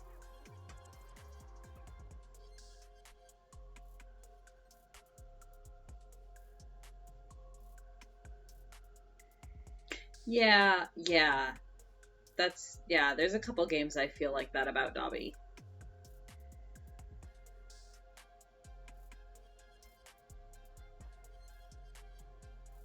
It's also why I don't join every single board that's ever available. I've definitely got a type of game that I enjoy more than other type of game.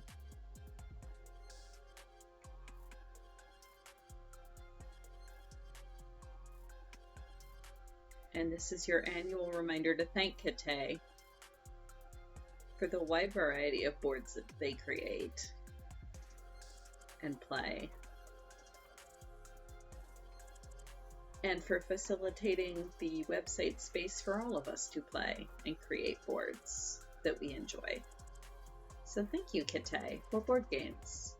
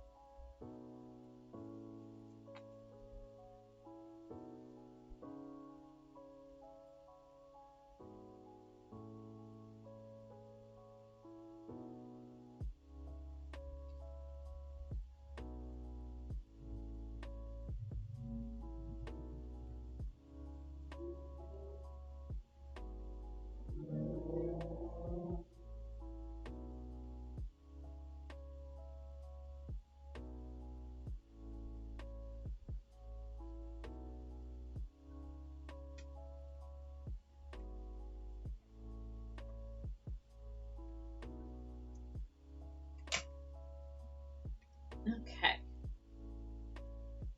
So it is noon. I have been going for about 2 hours and will continue to go for about 2 hours. So I'm going to take a short break, grab myself some juice, cycle fluids, get up and stretch, etc. Everybody else should also get up and stretch, switch positions, grab a drink if you haven't. Yes, exactly, self-care. And I will be back in a few minutes. Enjoy cats.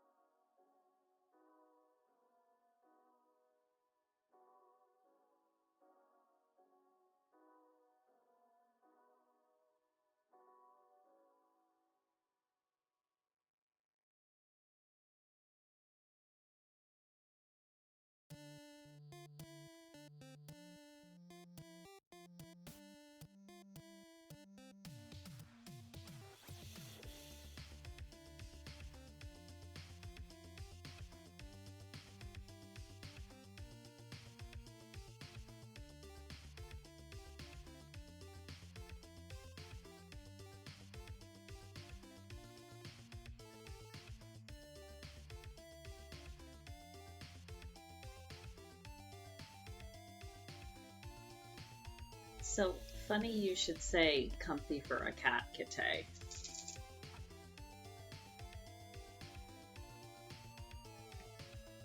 She followed me back upstairs.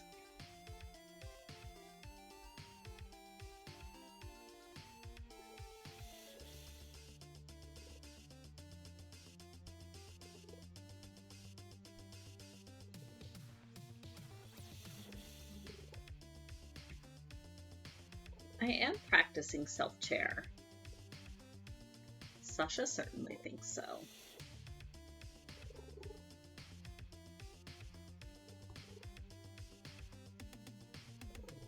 And the only downside of this headset mic is that it's much harder to hear her loud purring.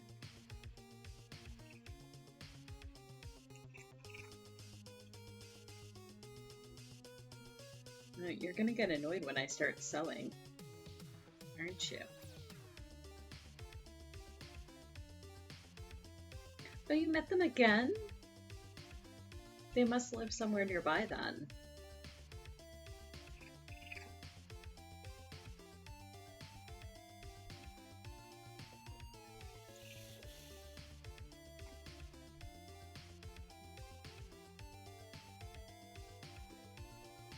Oh, yes. Yes, cheek scritches. Yes, you like the cheek scritches.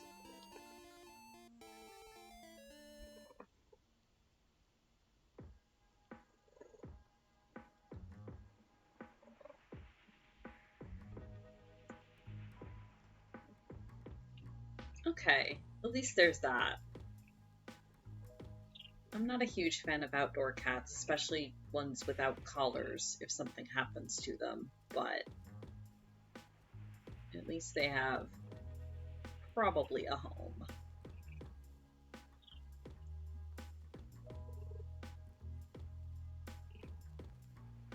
She's not heterochromatic. That was probably a camera oddity. She's got the eyes, let's see if I can actually get a good shot here. She's got the eyes that are mostly green and then have like a tiny ring of orange right around the pupil. So that might have just been an odd camera shot, but both of her eyes are the same.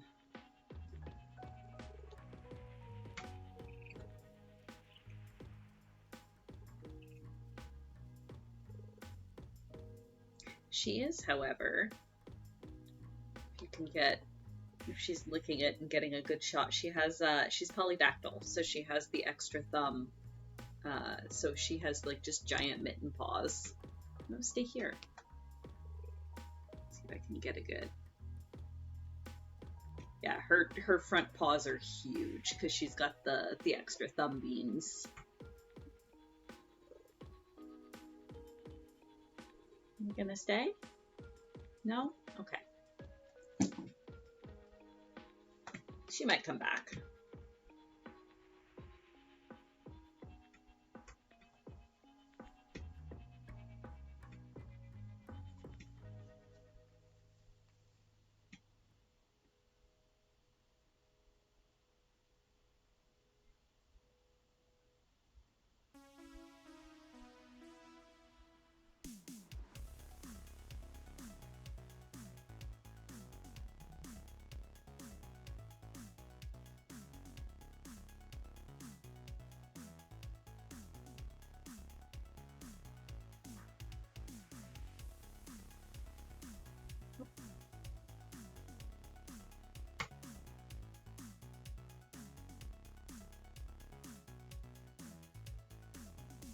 Remember to knot the end, SJ.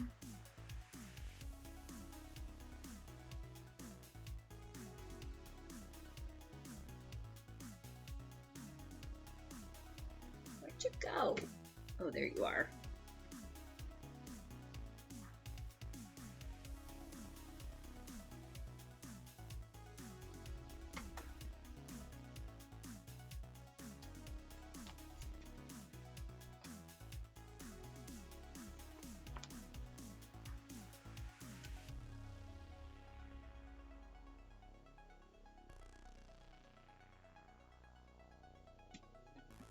What?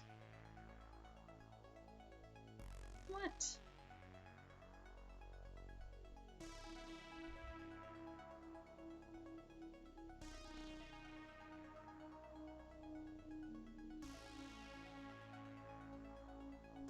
Oh yes, my bad. I have a book sitting on her cat tree. Come on. Welcome back. Ma'am. What? What? Come here. You're being weird today. Although there is a storm coming in, so that's probably why she's being weird. She can probably feel the change in the air pressure, or whatever it is cats do.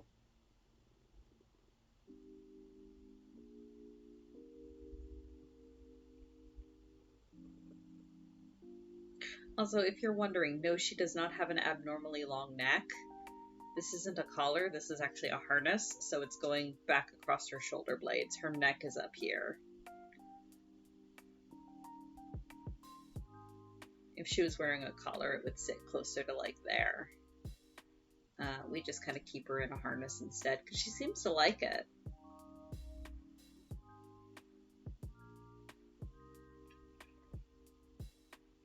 Ooh, the food. Excellent. Om nom stir fry. Are you happy?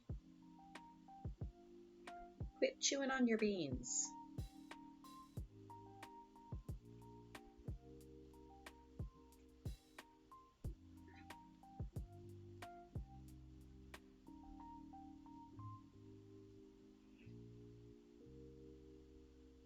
Man, please.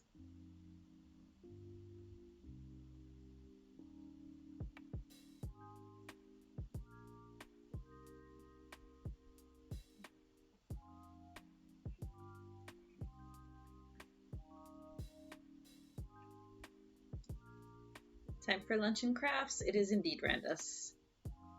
And cat at the moment.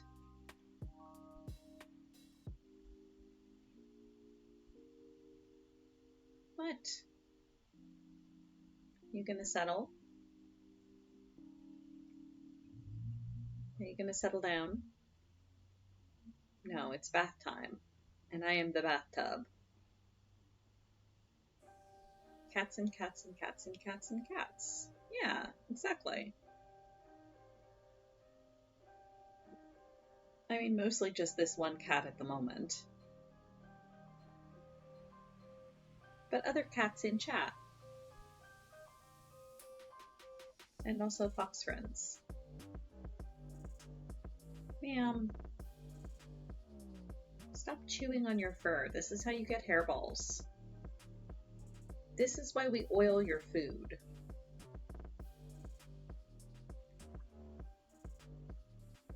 Because you keep eating your own fur.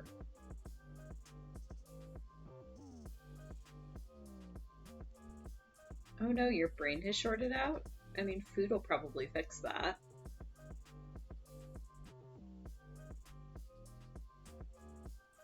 What?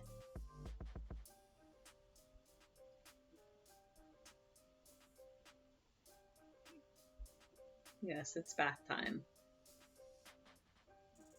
Don't look at me like that.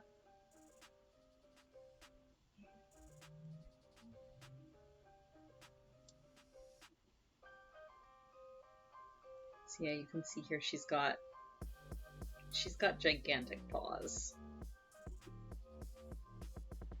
Big old mitten paws. No, stop. Don't chew on yourself.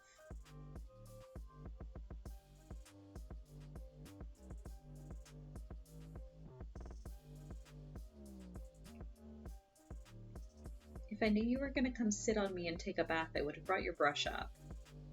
But it's all the way downstairs.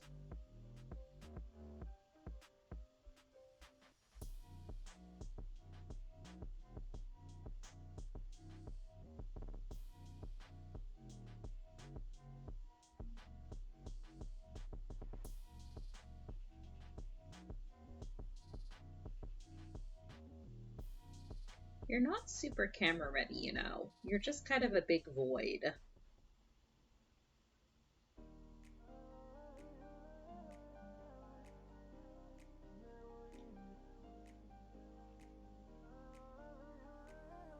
Stop chewing on your beans.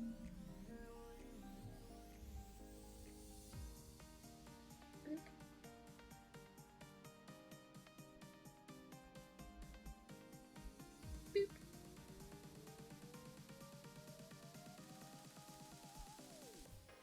Boy, cats are very pretty. And she knows she's pretty. She's very fluffy and elegant. Most of the time. No, stop. No chewing on the fur. Your belly's already naked. There she goes. Going to lick on the floor where I can't reach her.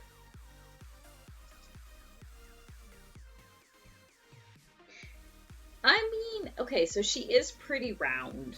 She's a bit tubby. But yeah, she does sleek down quite a bit.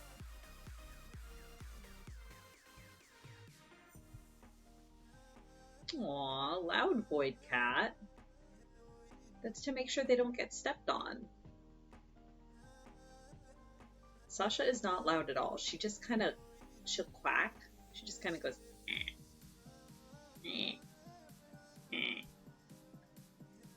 We joke that they took out the sound card to put in extra thumb drives. Ha ha ha ha ha. But yeah, she's actually not a very loud. Her purr is extremely loud. But she doesn't meow or talk all that. Well, no, I shouldn't say that. She talks to us quite a bit. It's just not very loud. She does a lot of the silent meowing, where she'll kind of stare at you and then open her mouth like she's meowing, but there's no sound that comes out. And then if you do that back at her, she recognizes it. Like, I've carried on entire conversations with Sasha. It just miming her silent meows back at her. I don't know what I'm saying, but she seems to enjoy it.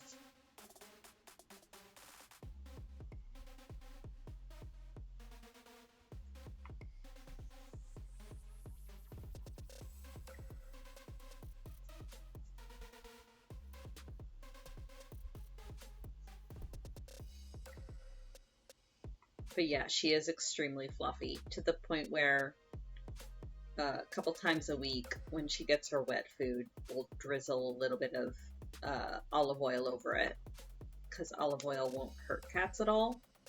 And it just kind of lubes her up so that the inevitable hairballs are less terrible. Yes, I saw those drop, Merlin. 1 second. Okay, stay.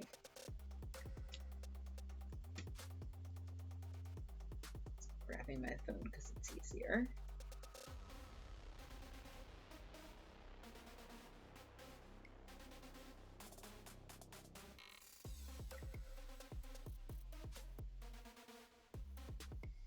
Ooh, yes. Oh my god, Merlin, those are amazing. That's perfect. I love it. Excellent.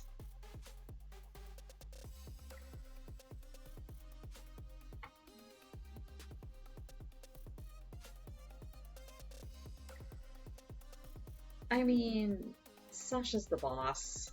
We know that. She's at least the authority over man in this house. Whether her influence extends outside these walls is debatable. But don't tell her that.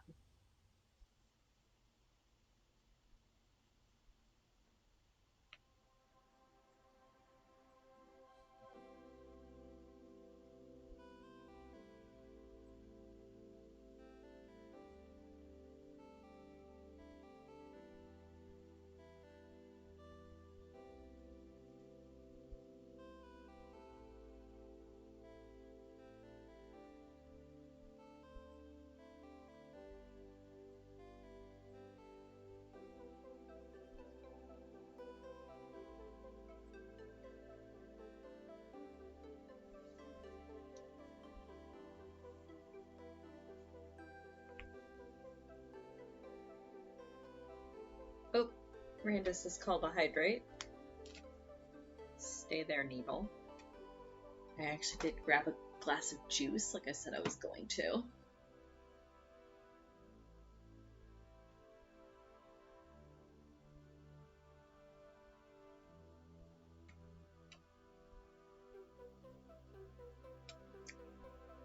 Nom nom cran grape juice. Best juice. And a stretch.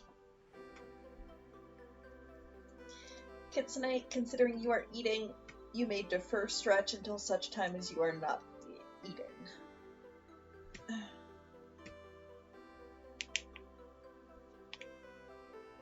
Apologies for the crackly noises of my joints, if they are audible, which they probably are.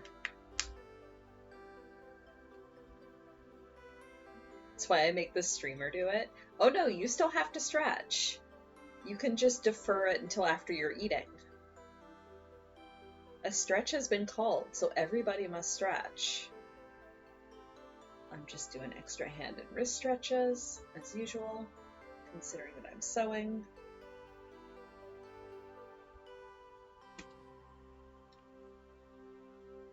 Okay, there we go. Thank you.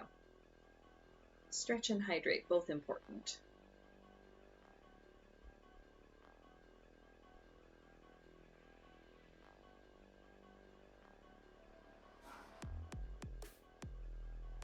Stretch when you hit print. Yep, that works. How long does it take to actually print a mug? Because I know you said it's faster, but is that just because you're cutting out all the layering steps, or does it actually print them fairly fast as well?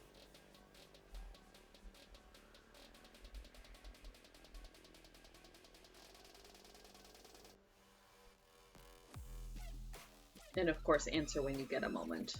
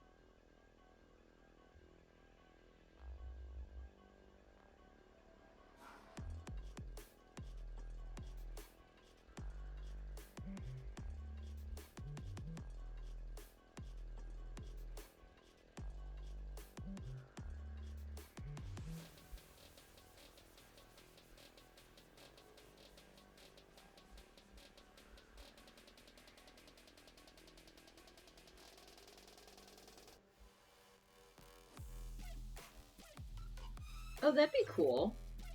If you're so willing.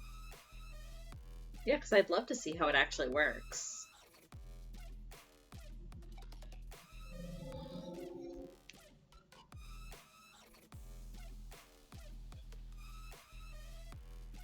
At some point, maybe I'll maneuver my camera around to try to do like a resin stream for a Tuesday night or something. If people want to see how I do my resin charms. But up until this point, I've just kind of been too lazy to try to reposition my camera.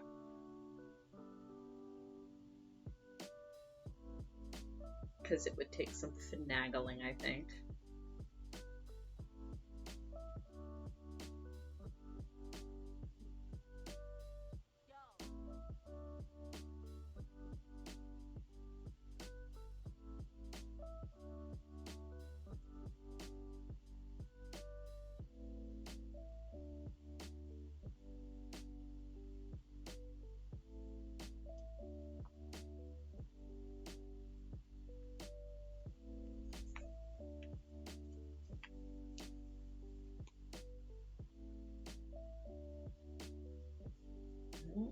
Still no rain, but it looks like the wind's picking up outside. That's fun.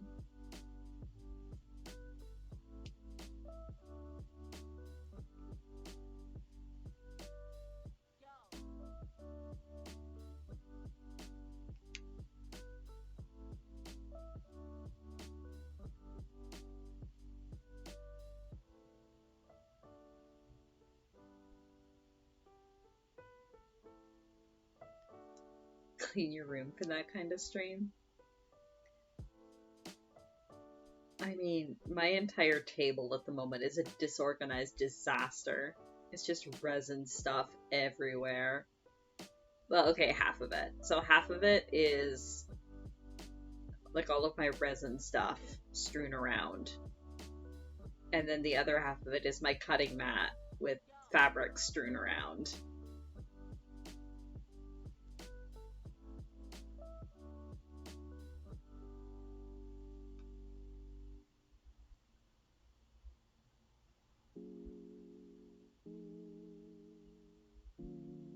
I was kind of considering doing a fabric cutting stream last week. Just because I have so much of it, I need to cut up into squares.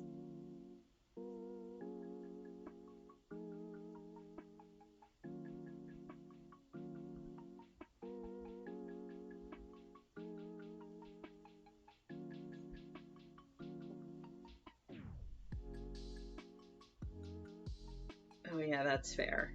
Trying to cram everything into such a small space.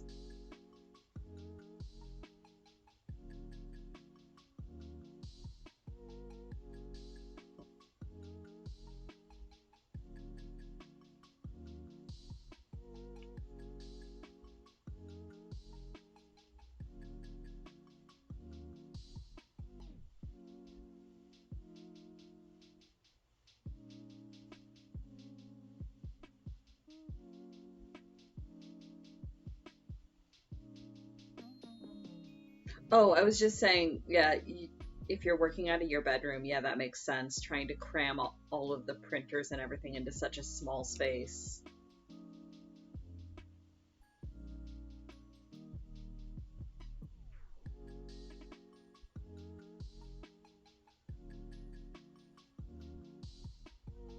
Couch is just more storage. Open D&D books for reasons. Uh-oh. Is this like yesterday when I heard you go, I need to find more D6s, and just kind of felt a chill? Everything's fine. It's fine. You missed Kite and I talking about how fine it was earlier. Totally fine. I'm actually kind of pleased that it's becoming a character moment for Bram. And he's just like, I've nearly died 3 times in 2 days. Is this really what I'm supposed to be doing?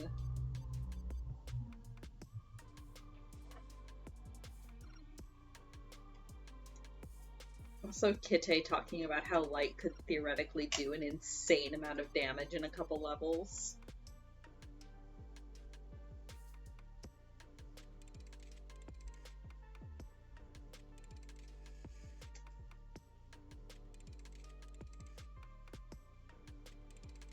Yeah, nobody actually died. We only failed a collective 4 death saving throws. It's no big deal. That was the collective number, so it's fine.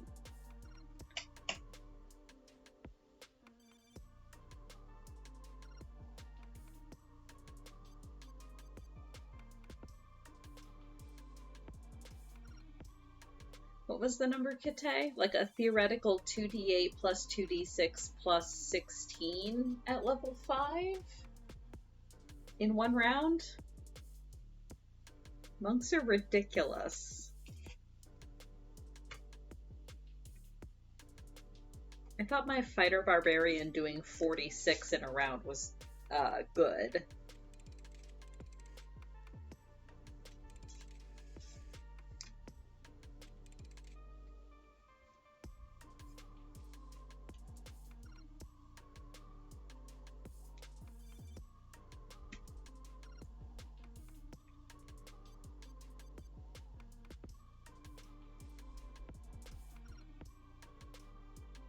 Was it 4? I think so. When Bram fell down the cliff, I only had to roll 2, and one was a pass and one was a fail. And then, so that was 1 fail. And then Kite auto-failed 2, and then Bram auto-failed 1. So that was 5 total rolled, but only 4 failed. Because Bram passed one of his first ones.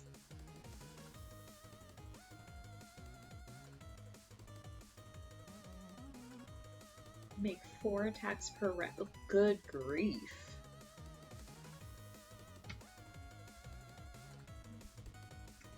Incredible speedy cat.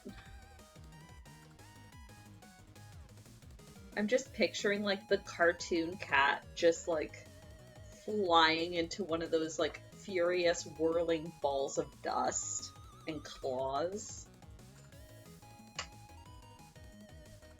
Oh no, sorry Merlin's mom, that was Dungeons and Dragons. My character fell down a cliff. I'm fine. He's also fine. Eventually.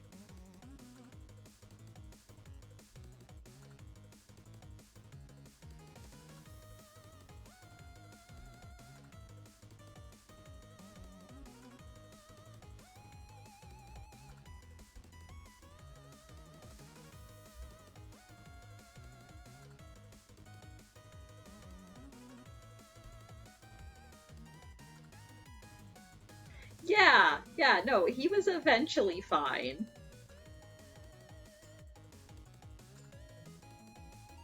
He got up again. Eventually.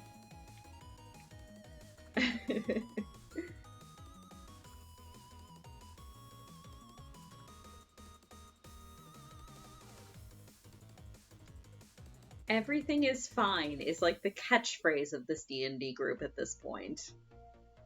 Because everything is always fine, totally.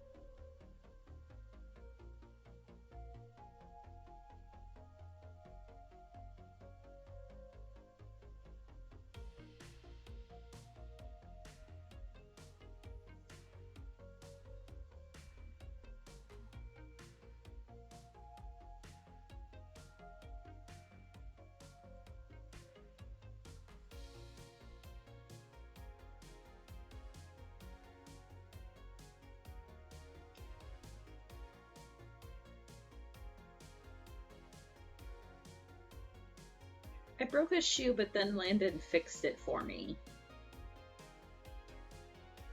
So that's fine. My armor probably needs a good polish after the fall, but that's also fine.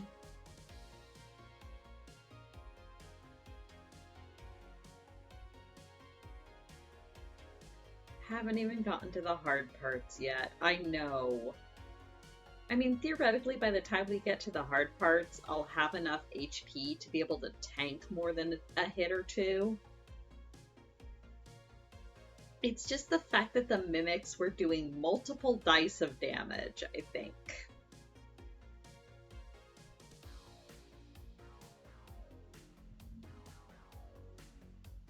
Thank God that Bezlik is good DPS.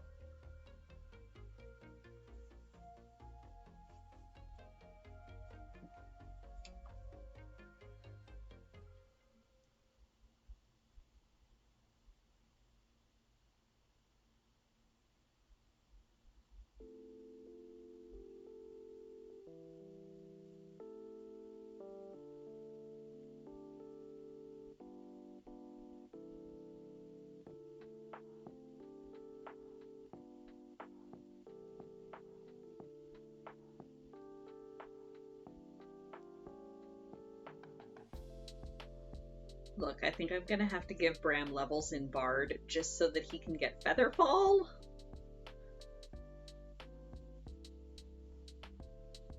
I'm sure it's fine. Everything is fine. Glint is also like, I wonder if I can find a levitate spell. Or like a shrink ray. Kara started talking about Pocket Bram and I got very concerned.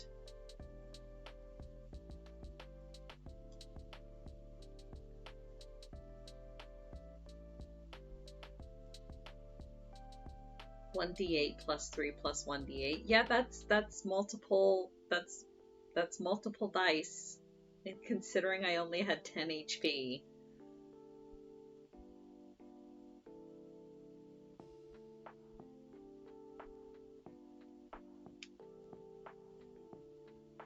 Oh yeah, I'm aware.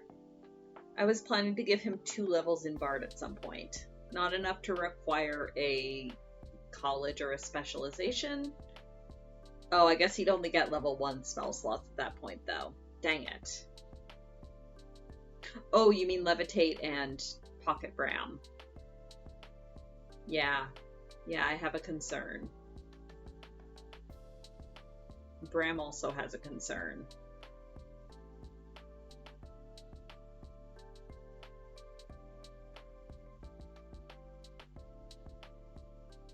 Teacup Whalmer. Yeah. Yeah. Oh dear. Teacup Whalmer, but it's a centaur. And he has a concern.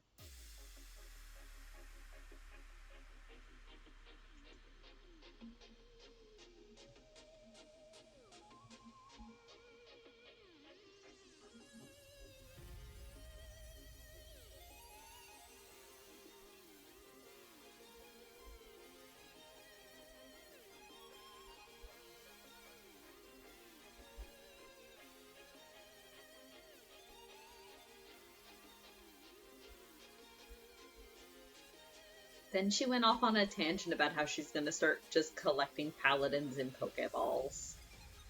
And I have an even larger concern.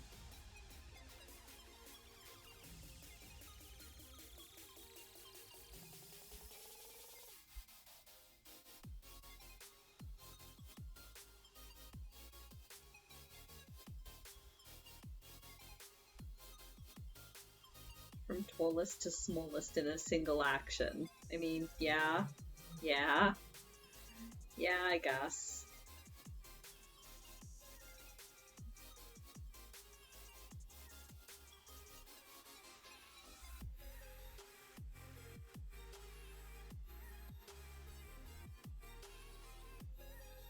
It really would be like a Pokemon. We would get into battle and Clint would just freak out and throw Bram and poof him back to full size.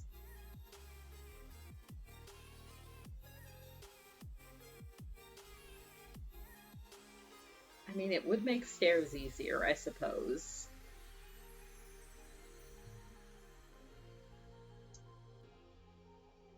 And any theoretical mountain climbing.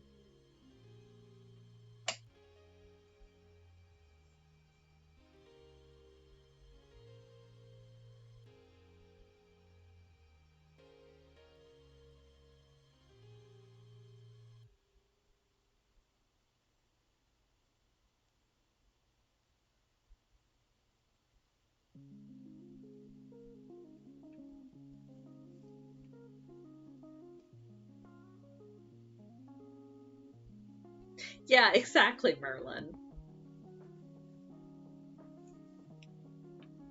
Oh no.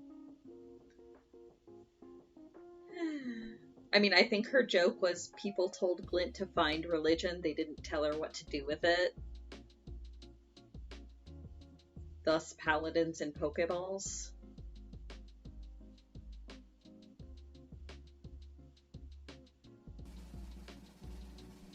Ooh, apple for Carvey. During yesterday's session, I was texting with her, sort of a running update, and I just texted her in all caps, "Stick acquired," and got back a text that was just, "Yay, stick!" She is very pleased about the stick. Also, I think she messaged you, but we will have to do a little bit of a rewind at some point because I totally forgot that Glint was gonna want to give the Gnome Kings the regards of her half-elf friend, so we'll have to rewind enough to play that little conversation for her.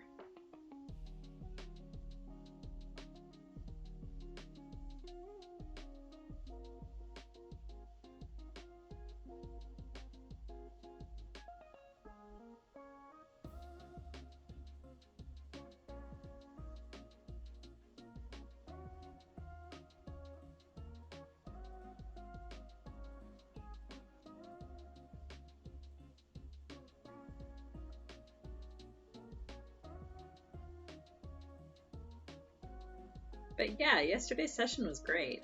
I honestly had a lot of fun, even with all the death saves. Because like I said, it's becoming a character thing for Bram, and I really, really like that.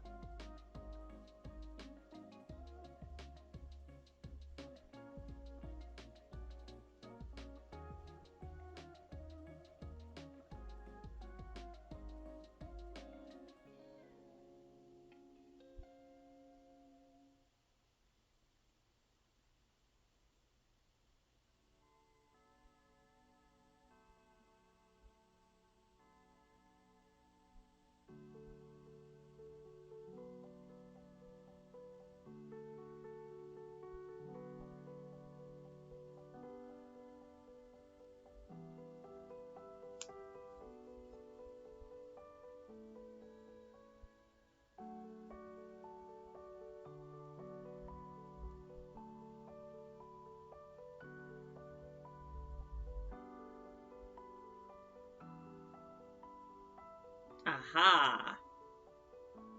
Yeah, no, I'm excited for that. I'm excited to see what sort of idea you've had.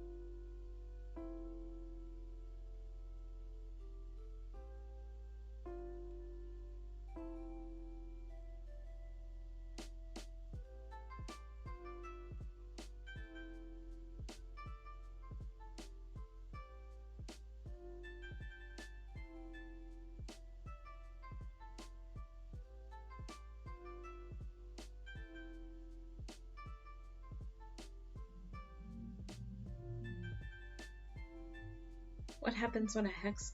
These are not ups. Like, are you meaning? Here, give me a second.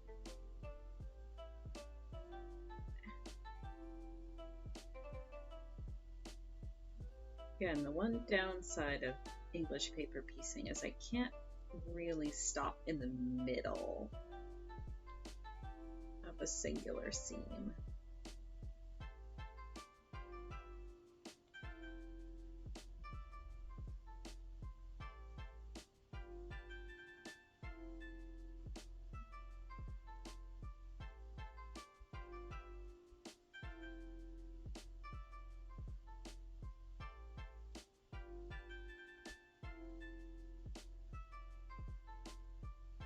Doreen is conditioned to think a joke is coming.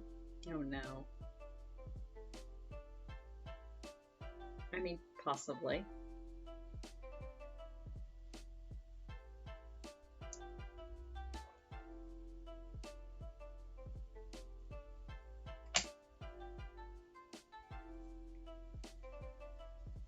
So, if you mean upside down in the sense that what if I sewed one in this way? That would be me swearing, ripping the seam out, and then flipping it over. Um, if you mean upside down as far as like the fabric pattern, uh, Yeah. So if I had, so it probably because I had it bent over to sew along that seam. But yeah, I've done it before where I've accidentally sewed them in the wrong way. I usually only get through one seam and then notice, and yeah, I have to rip that seam out. Um, Also, some of the fabrics are directional. Like if you'll notice these green ones, the lines are all, I've got them all lined up.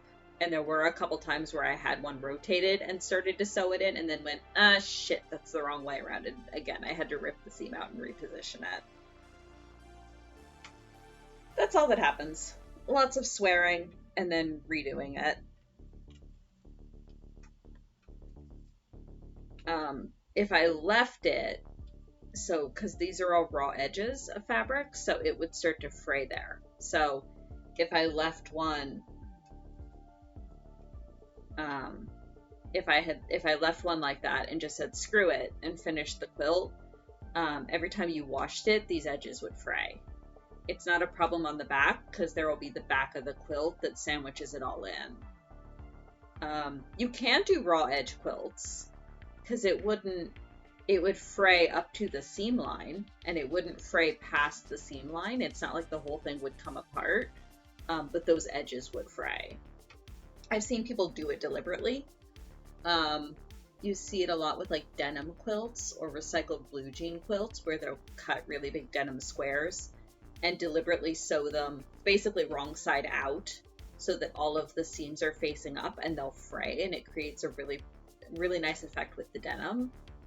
But denim is also a far more durable fabric than just this quilting cotton is.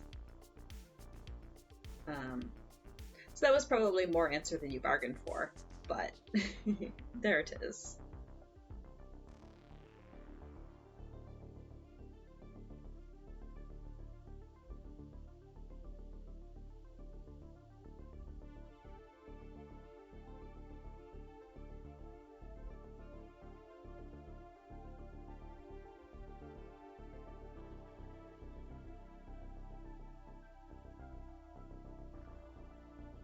Eh, a 7.5. I mean, yeah, that seems right. I felt like all the rolls yesterday, or at least mine for Bram and Glint, all of my rolls were either really, really high, like 17, 19, 21, or they were like 4s and 5s. I didn't have a lot of rolls yesterday where it was like, okay, that's fine, that's average.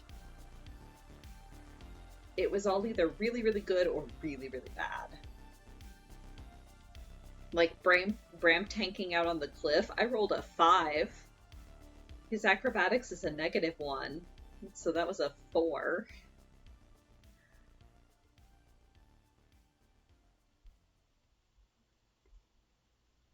10 rolls of 6 or less. Oof. Yeah.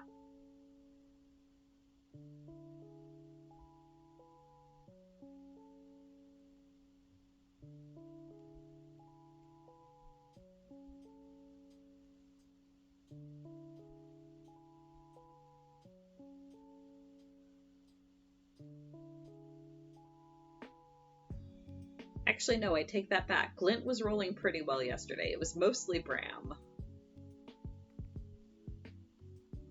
You know, okay, look.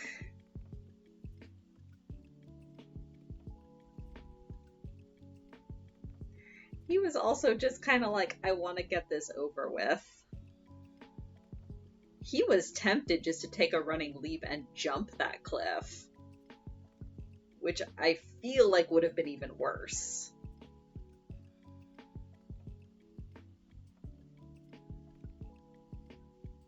Because if you had made me roll acrobatics to stick the landing, well, I mean, at that point, it probably would have just been fall damage. Because that would have been a hell of a jump.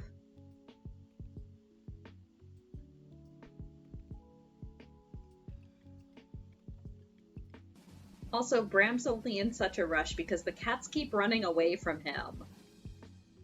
If the cats just stayed where he could see them. Ooh, ham for baby. Excellent.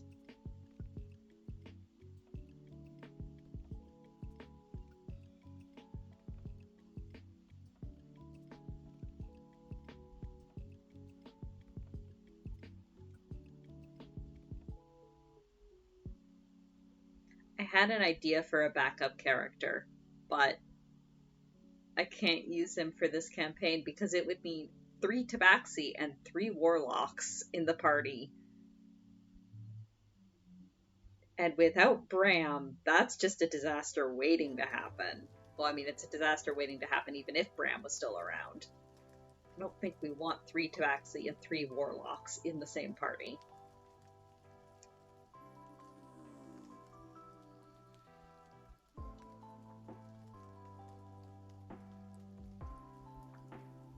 Oh, the jump would have worked out better? Okay, good to know.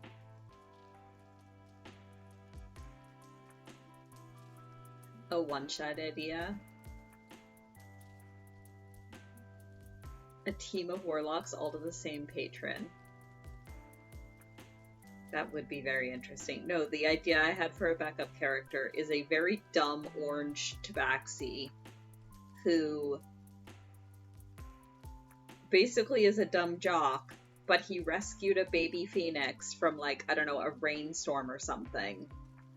And now he's one of those caretaker warlocks, and he has no idea what he's doing, but this burb is his baby. And if anybody hurts the burb, he will hurt them. I pitched this to my friends, and one of my friends was immediately like, name him Jorts.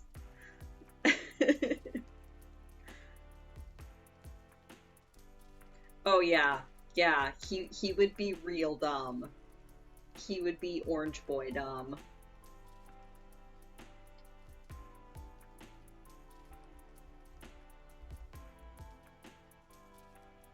So yeah, he's kind of hanging around in the back of my head. Because I really like the caretaker warlock idea. That's so cute. I'll play him at some point in some campaign.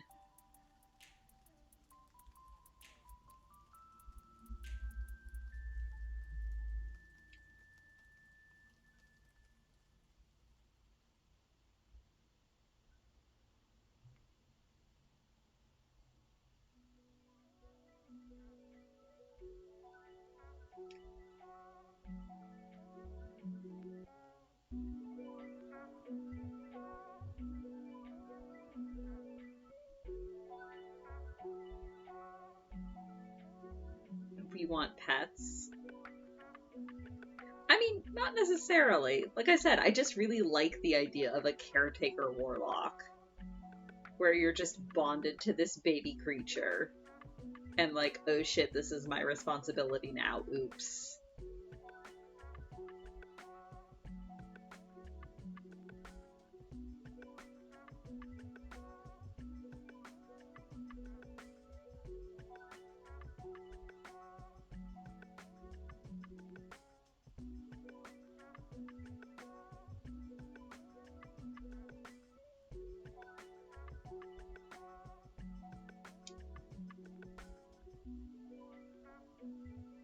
Targets give us all extra trauma. Please no.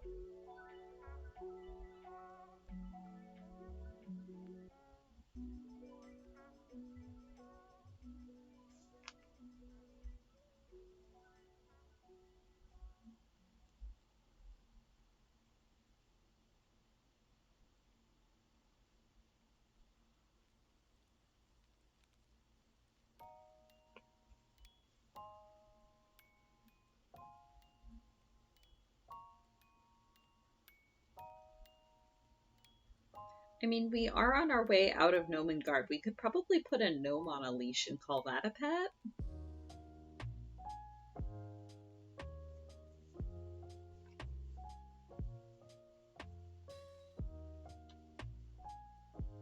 I'm not sure why we'd want to, but it's a theoretical possibility.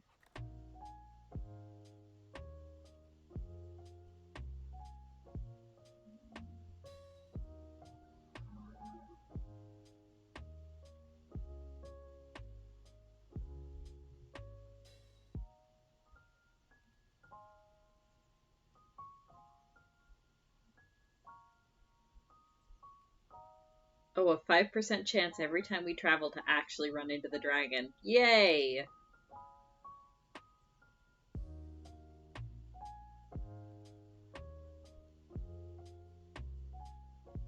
Those odds are probably fine.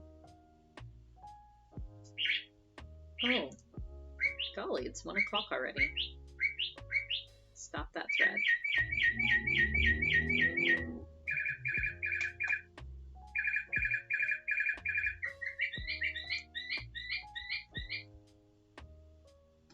You wanna, there we go.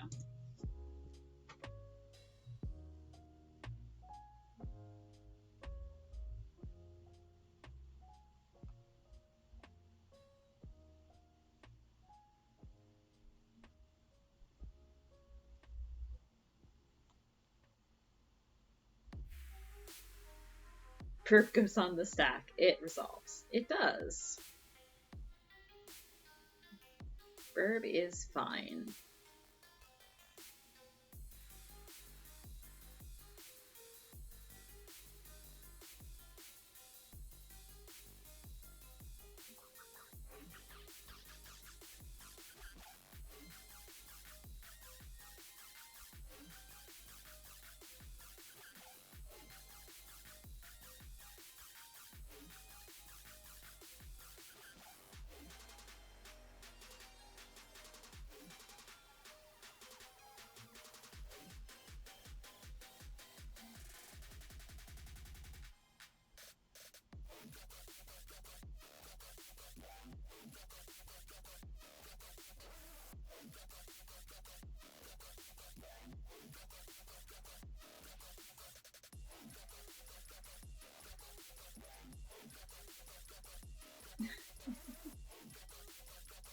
It sure is, Randus.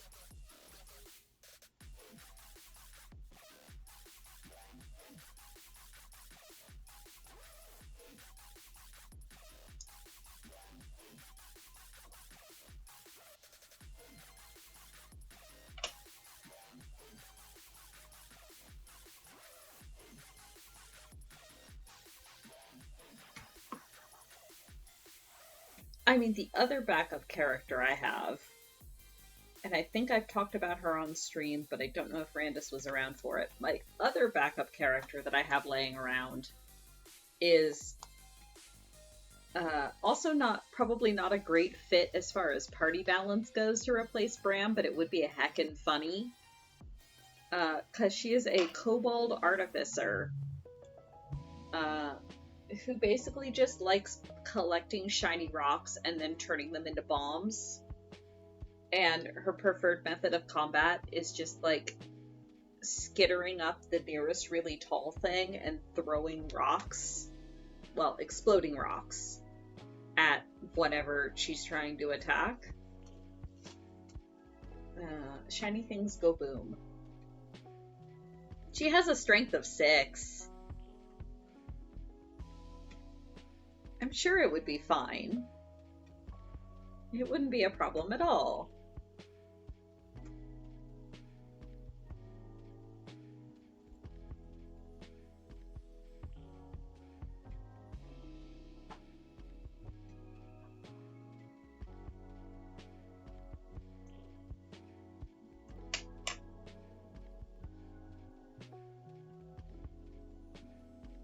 She was the one I created because I was like, what is the most ridiculous race class combination that I could make that would still be theoretically playable? And I came up with Kobold Artificer.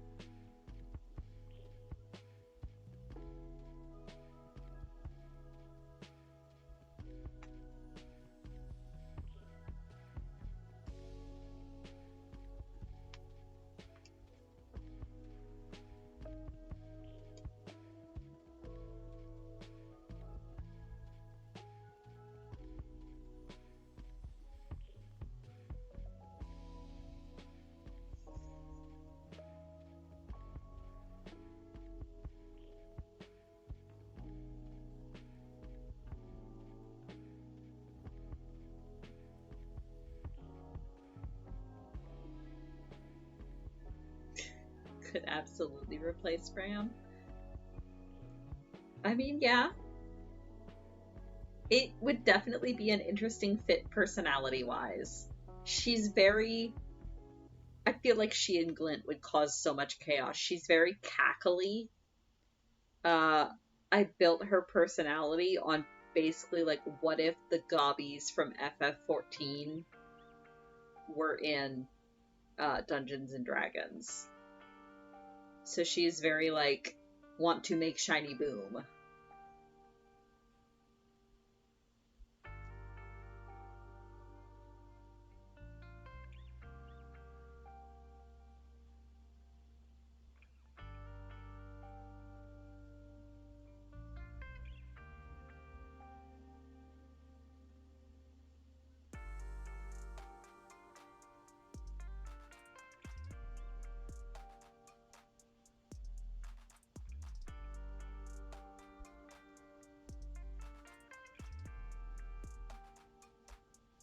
But also, please don't try to replace Bram. I quite like him.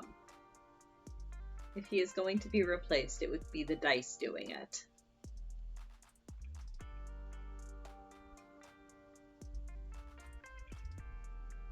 Yup, Bram absolutely is the party dad. Also, I'm quite pleased that he and Landon are apparently becoming friends.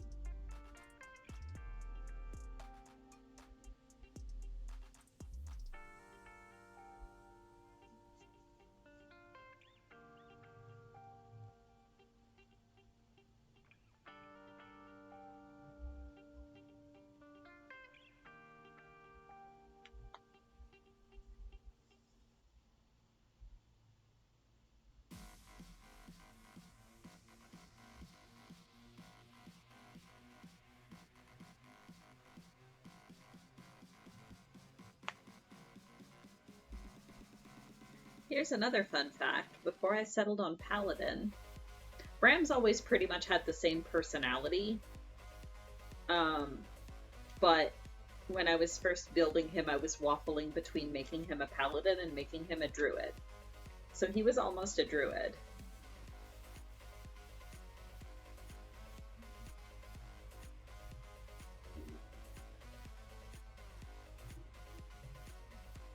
Yeah, that's absolutely fine. Like, having an out is always good.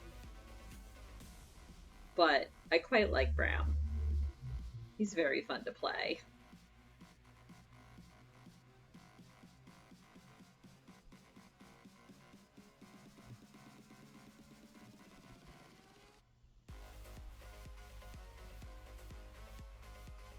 Yeah, right? I think it could have worked with Druid, but I'm having a lot of fun with him as Paladin, too.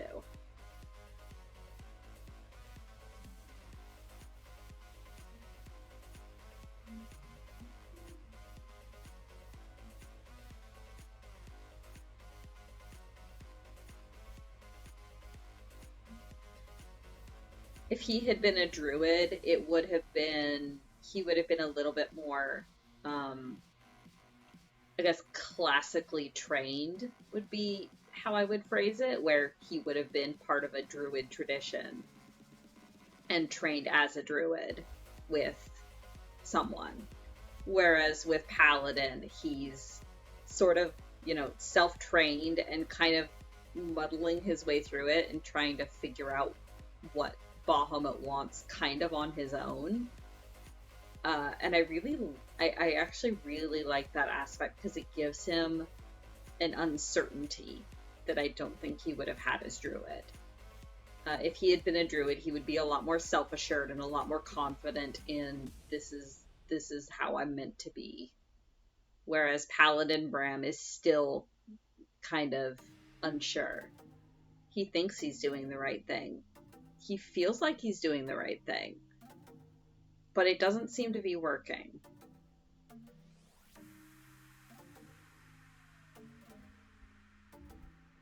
So I think I made the right call in making him a paladin, because I really like this sort of uncertainty about him. At least for now. He'll grow into it. I think that's what I like. There's more opportunity for a character arc of he's gonna grow into his new role and grow into himself, as opposed to just being confident from the start.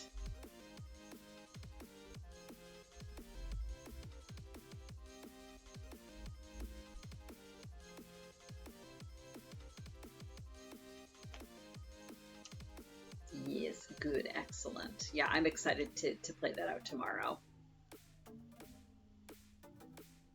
Sorry to give you more work, but also thank you for being willing to work with us and give us these character moments, because it makes it really, really fun as a player.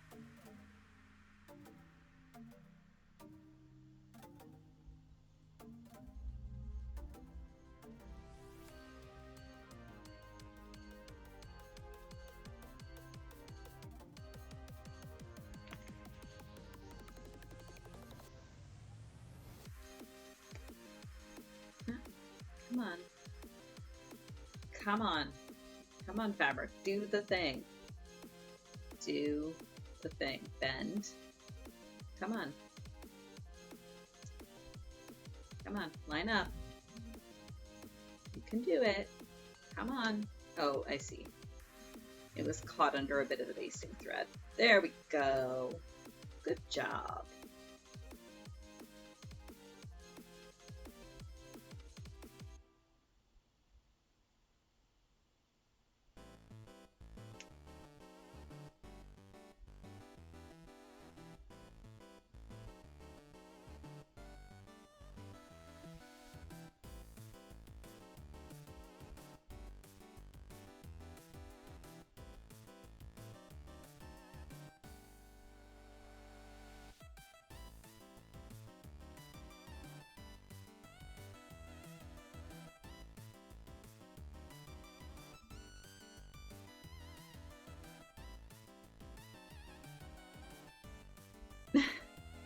I mean, yay! I'm glad I was able to spark an inspiration. But also, oh no. I hope you got enough sleep. Okay, good. As long as it was fun. As long as it was fun and not like, ugh, work.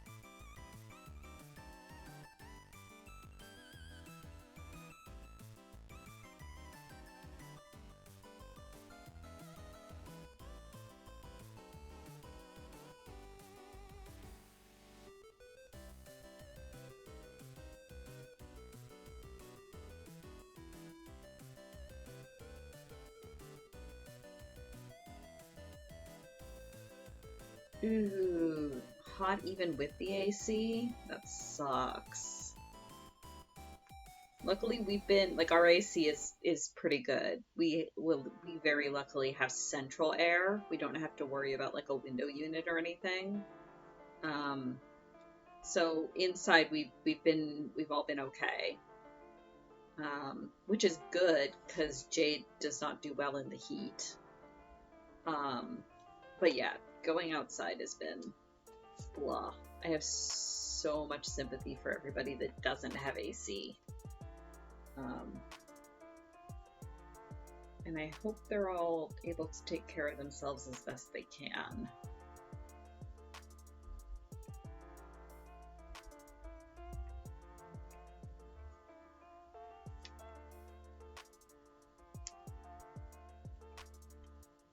Kara was reading an article the other day about how part of the reason that so many Brits are suffering is that like central AC is not really a thing in the UK as much.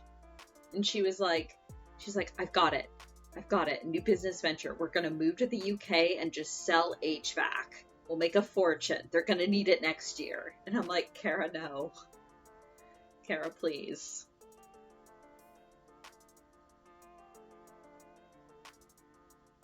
AC in general isn't a thing. Yeah, that baffles me.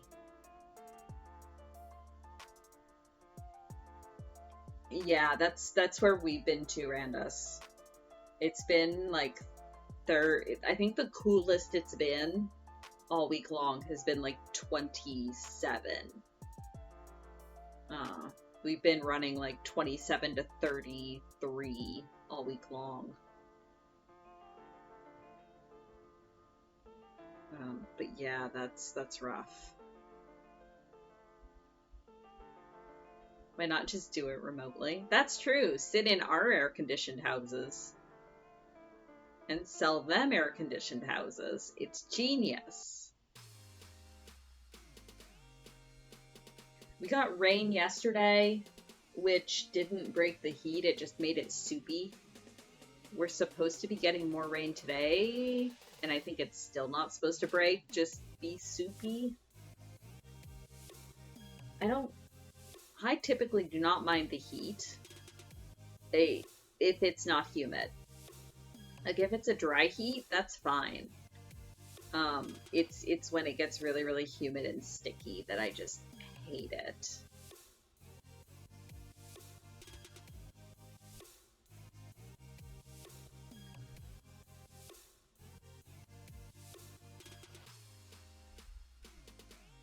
I mean, you can come catch ours, Kitsune. I think I've got one brewing outside. Or at least it looks like it.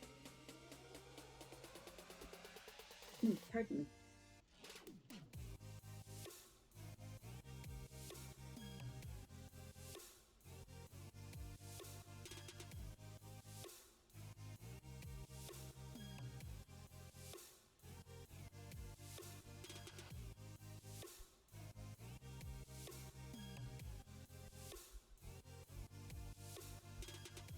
We were supposed to get a full-on storm yesterday, and I don't think we ever did. We got rain, but I don't think it ever, like, actually thunderstormed, which is probably why the humidity didn't break.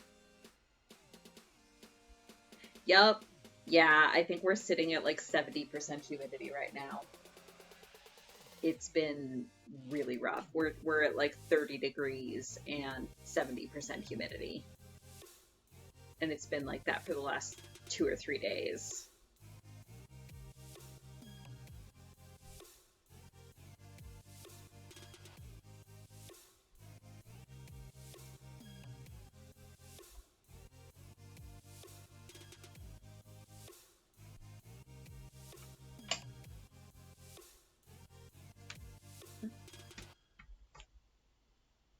Not the end before I forget, because I always forget.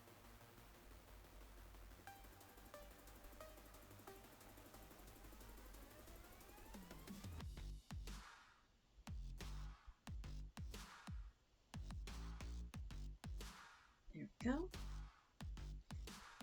And I can take both of these two out.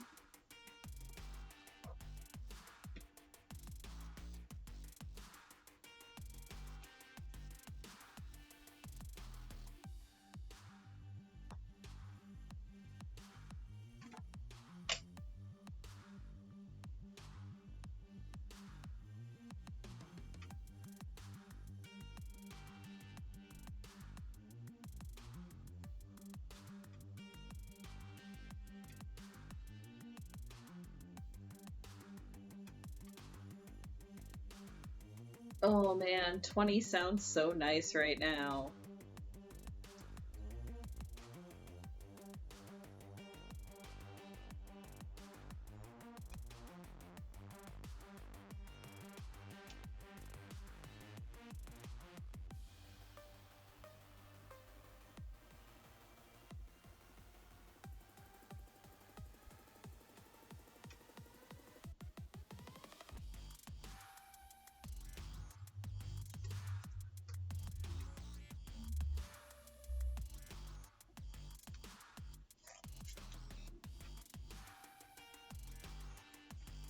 Alright, I'm out of pieces.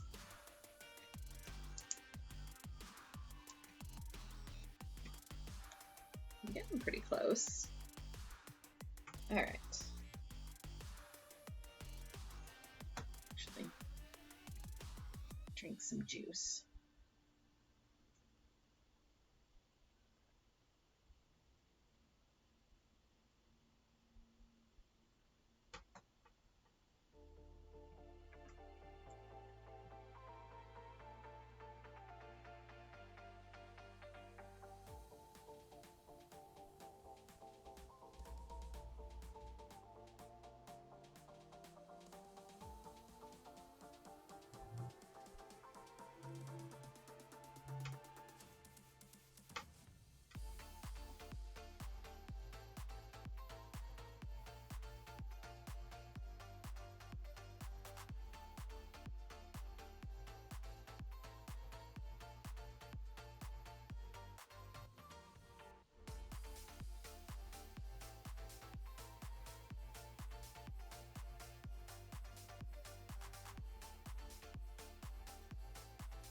Hello, Kifa.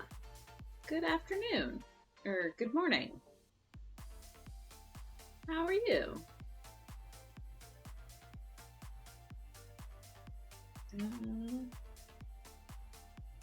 Did I lose a pen? No. No. I took it out when I went on break.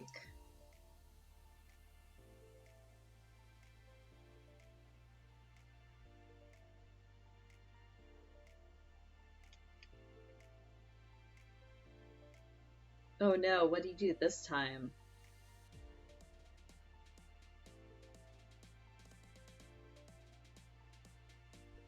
Melee DPS? Oh yeah, I'm gonna have to look that up. I think I saw it linked, I just haven't had a chance to watch it yet.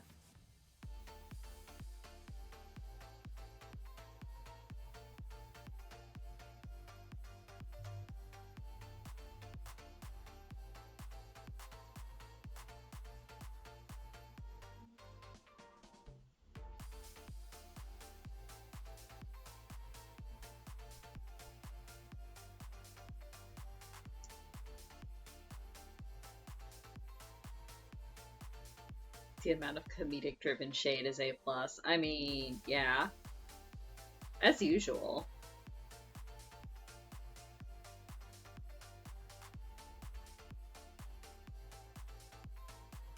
Look, Kara bought a Dragoon mug from Merlin that says Floor Inspector. They do it to themselves.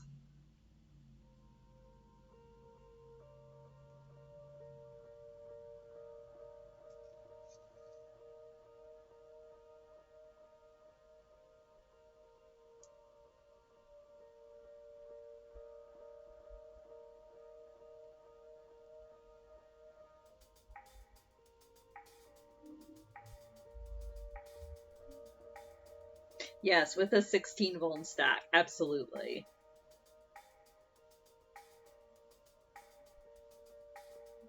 No, Kifa, that we do recommend drinking water. Please continue drinking water. Water is very highly recommended. We hydrate on this channel.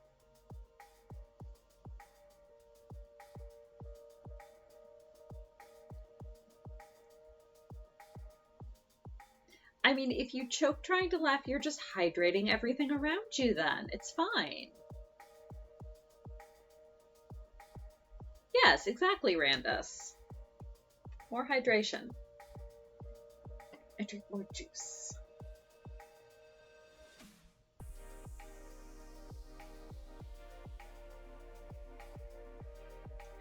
Yummy. Thank you, Randus.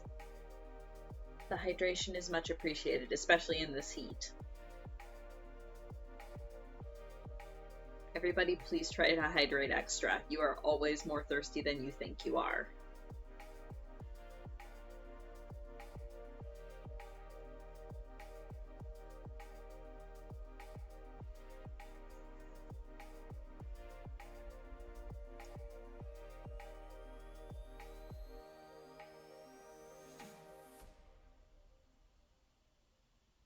We all know how thirsty you are. No, no. You're always thirstier than you think you are, Kite. Please hydrate accordingly.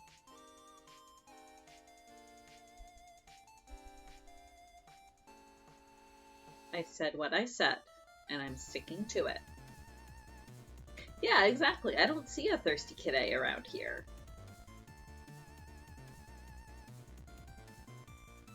I think, honestly, for the good of the community, the hydration should continue even after morale improves.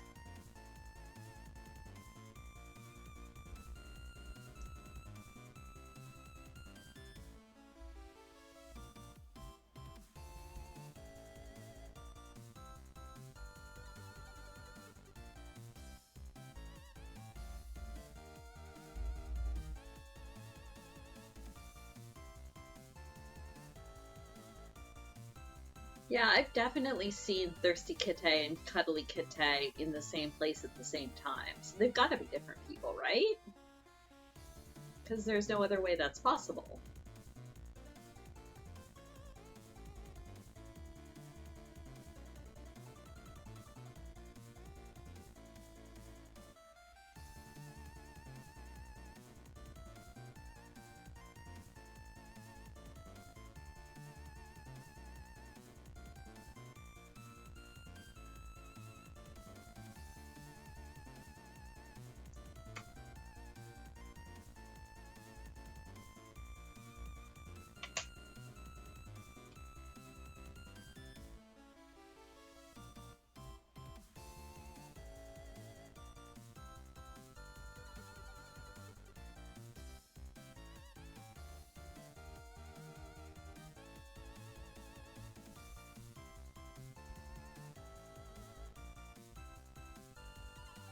No, no. There we go.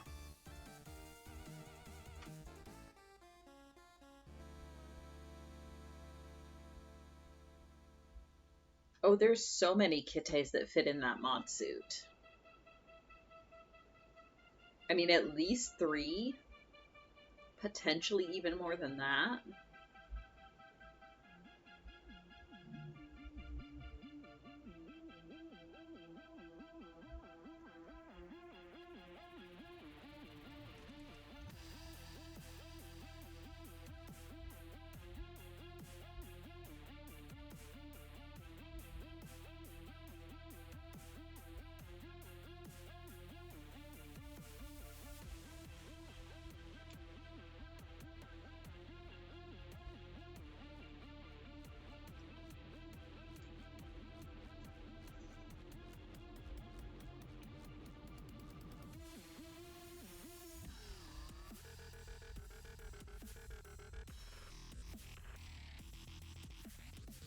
Wait, just checking, Randus. We're in the same time zone, right? It's 1:30 for both of us. So 7 p.m. is the same 7 p.m. for both of us. That just occurred to me. I'm like, wait, time zones. I think we're in the same one, but it doesn't hurt to check. Okay, cool. Good.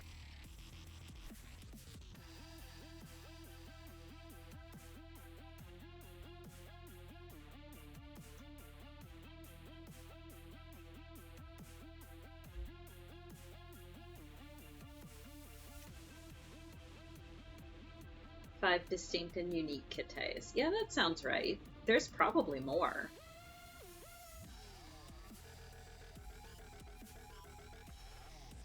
Hidden Kites. I'm sure there's hidden Kites.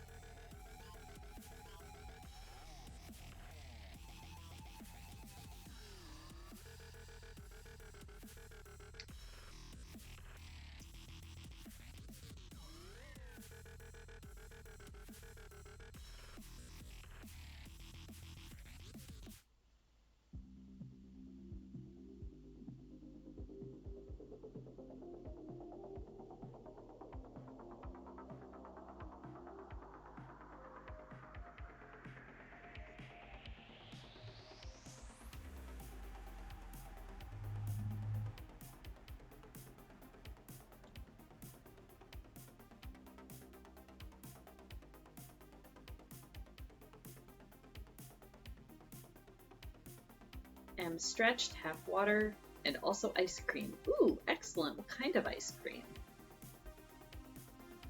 Ice cream because hot.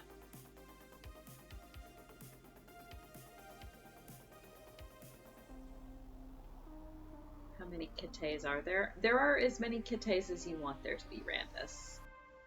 As many kitties as your imagination can hold. One of them's probably shiny if you search long enough.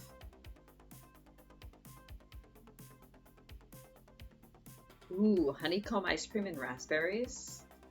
I'm not a huge fan of raspberries, but honeycomb ice cream sounds delicious. I wish honey ice cream was more of a thing in the US or in North America. Because so Kara and I watched some of these British cooking competition shows on, Amazon and whatever.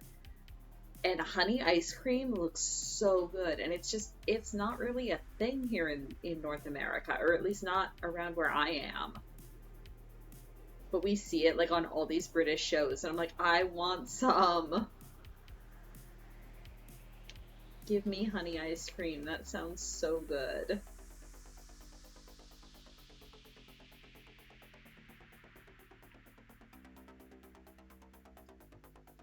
The go-to for mild neutral ice cream in North America seems to be vanilla, which is fine.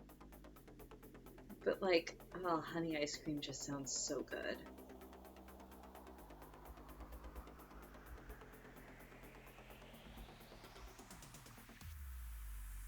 Ah, nope. There we go.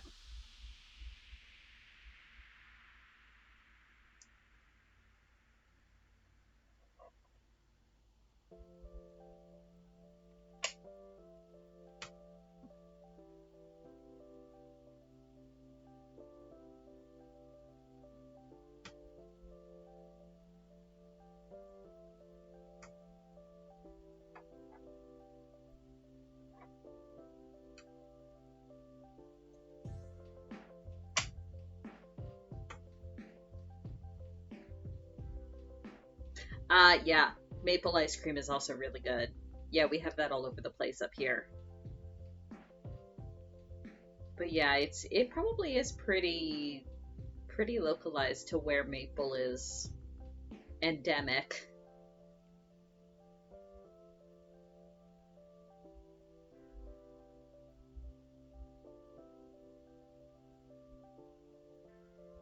Oh, we also get maple lollipops and hard candies that are essentially just crystallized maple syrup. They're so good.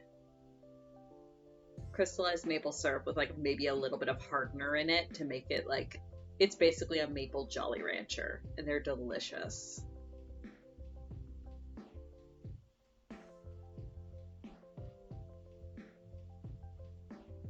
Not to be Canadian of me, but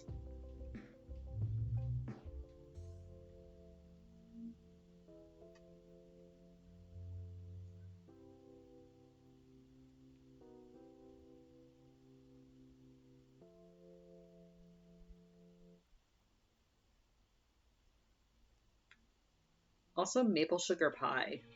Oh man, now I want to make a maple sugar pie.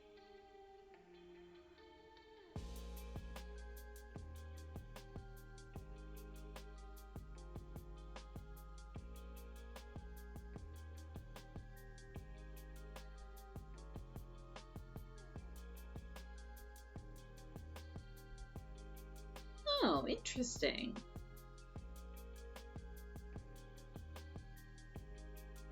Huh. No actual honey in the honeycomb crunch. Interesting.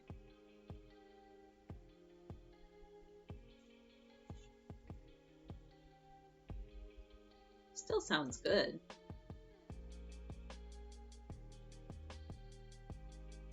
Oh yeah, maple sugar pie it's one of those pies where if you like sweet things, you can still only have a slice that's that big.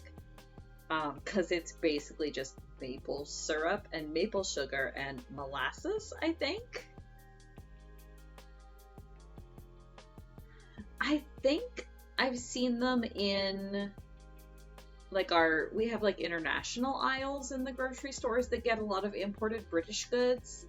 I think I've seen them there, but I don't think I've ever actually like bought them and had them. I should look the next time I go to the grocery. Because we do get a lot of like British and UK imports, especially for candies and things.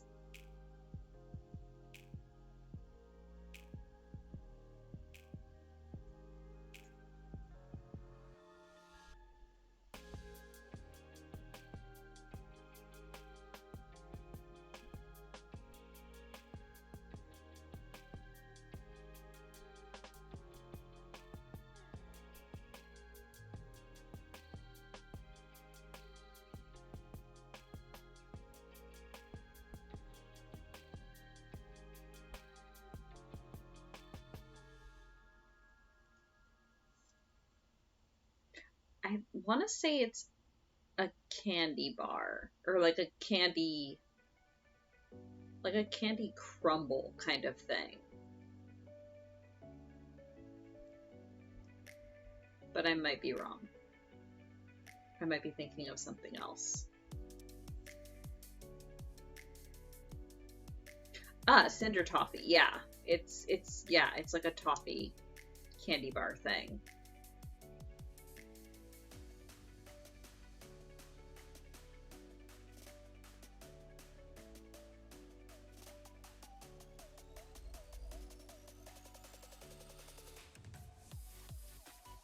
Yeah, that is what I was thinking of. I've definitely... Pretty sure I've seen those in stores here.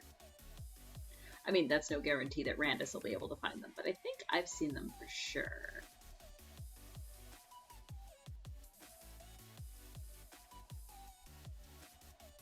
Yeah. We definitely get those. We get a lot of Cadbury stuff that gets imported. I should try... Yeah, I'll definitely pick one up the next time that I'm at the store, because I've never actually had one.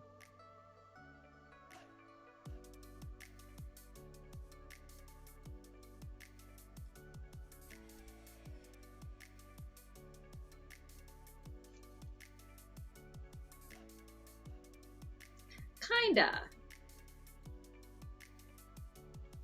Similar texture, I think, yeah. But yeah, just not a peanut butter flavor, or not a peanut flavor. Although I'm not sure Butterfinger even counts as peanut butter. Or at least I never thought that it tasted like peanut butter. I just thought it tasted like sugar.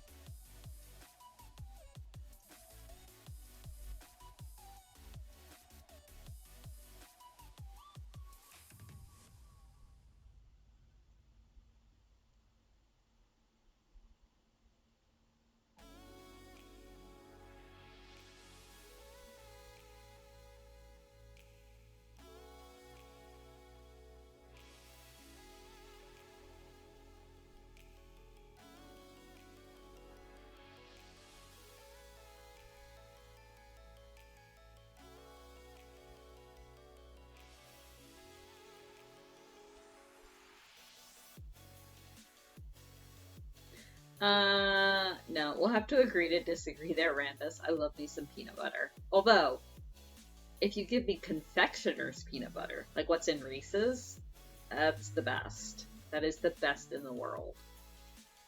I would just sit there and eat that. Reese's flavored anything is like my favorite. We get Reese's ice cream up here and it's delicious.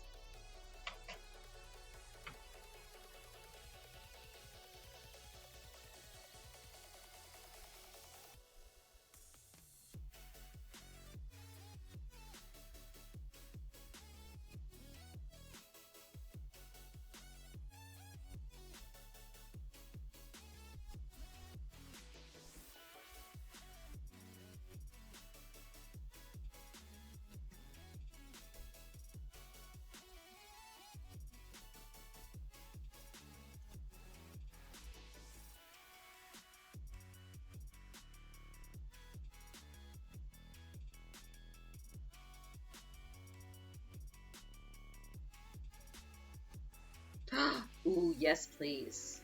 Peanut butter frosting. Oh, yes, please.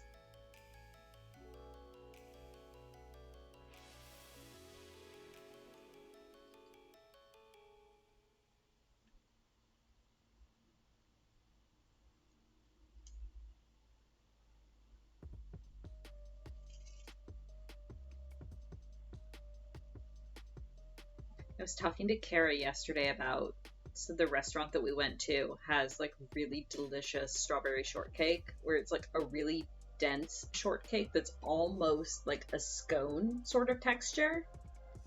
Like that really crumbly but really dense sort of cake, and I love it.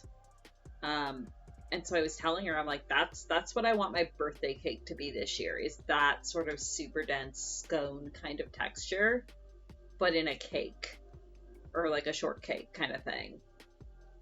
Um, and so she, as she does, was sort of brainstorming, and she's like, "Oh, I could do like a chocolate chip shortcake with like a coffee whipped cream as a frosting slash topping." But now that you've said that, doing a chocolate chip sort of scone cake with like a peanut butter frosting or whipped cream would be equally good. I'll have to mention that to her because that sounds wonderful. So that might be my birthday cake this year.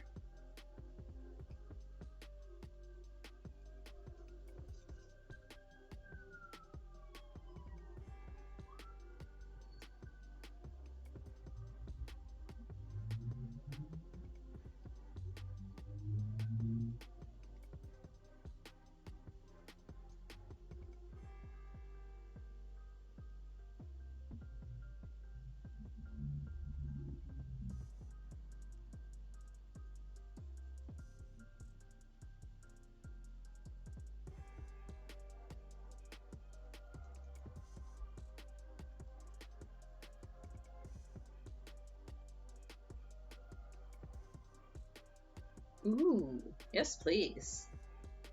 I always like collecting new baking recipes. I don't typically cook. I'm sure we've been over this on stream before. I don't usually cook. Kara cooks, but I do love to bake. Ooh, enjoy Raid, Dobby. Good luck. Are you guys still on P4S? Excellent, thank you, Randus.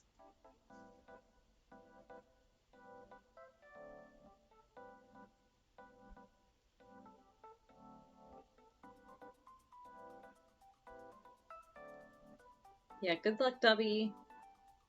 Oh, DRS. Dang. Yep, enjoy. Good luck.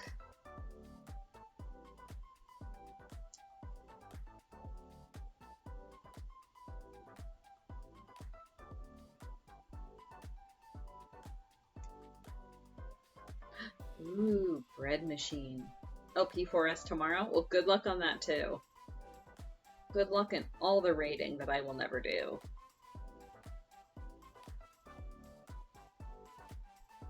Bread machine would be good. I should do more, like, bread and savory baking. I mostly do sweet baking. Because usually if I'm baking, it's because I want to eat cake. Or I want to eat cookies, or whatever. I should make an effort to do more savory stuff.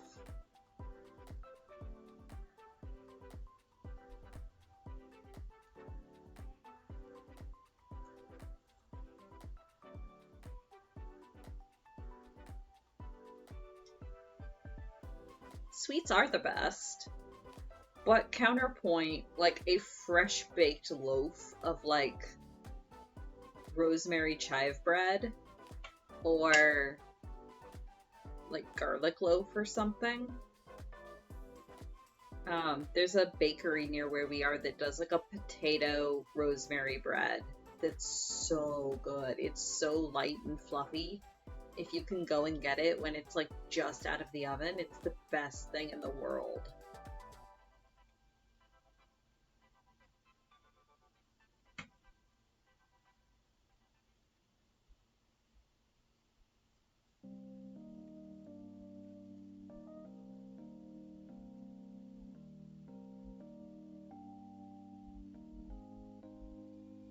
Fresh loaf of, yeah, that is also true. That's why you go and get it fresh and then just eat it. Just the entire loaf of bread. Just stuff it in your mouth while it's still warm from the oven. And then you have no problems.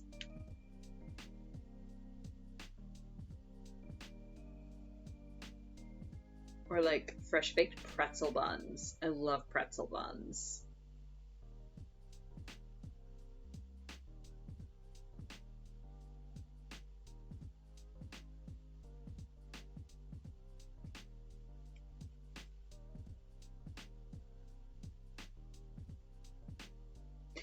It depends on the bread, Kite. Like there's some, like pretzel buns, you don't need anything. Just shove that in your mouth.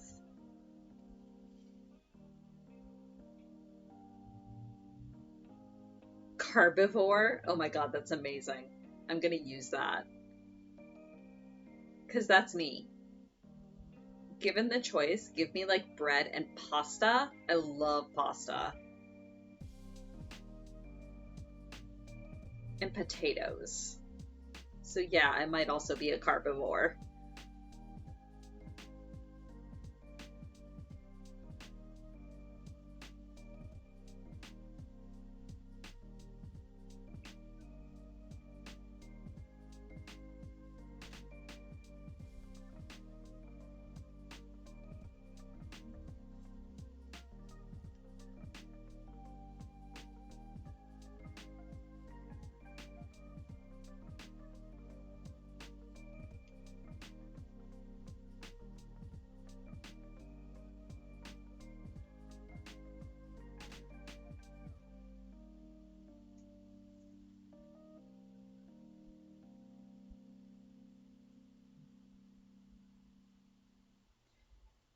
Oh man, yeah, scratch pasta takes so long, but it's so worth it in the end. But yeah, it does take forever.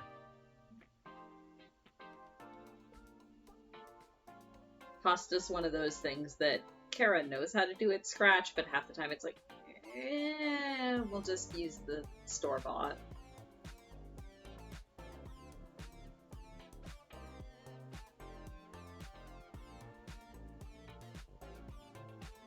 Or at least, like, we've got a couple brands around here that will package up. It's not, like, completely dehydrated and preserved.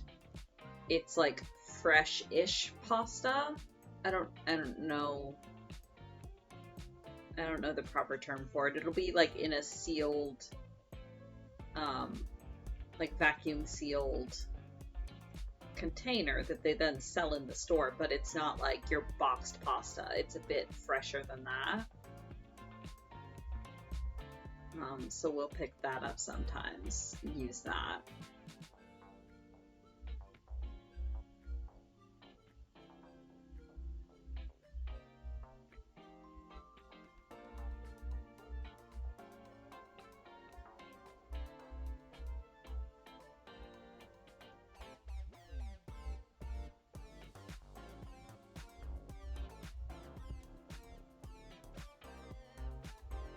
I've never pastaed from scratch either. I have watched people do it, but I've never done it myself.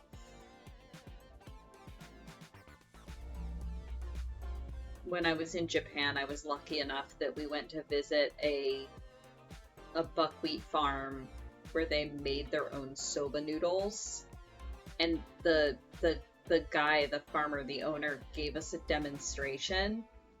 And so for like 3 hours, we just sat there and watched him go through the whole process of from a bowl of very fresh buckwheat flour to soba noodles. And then we ate the soba noodles, and it was incredible. It was so good.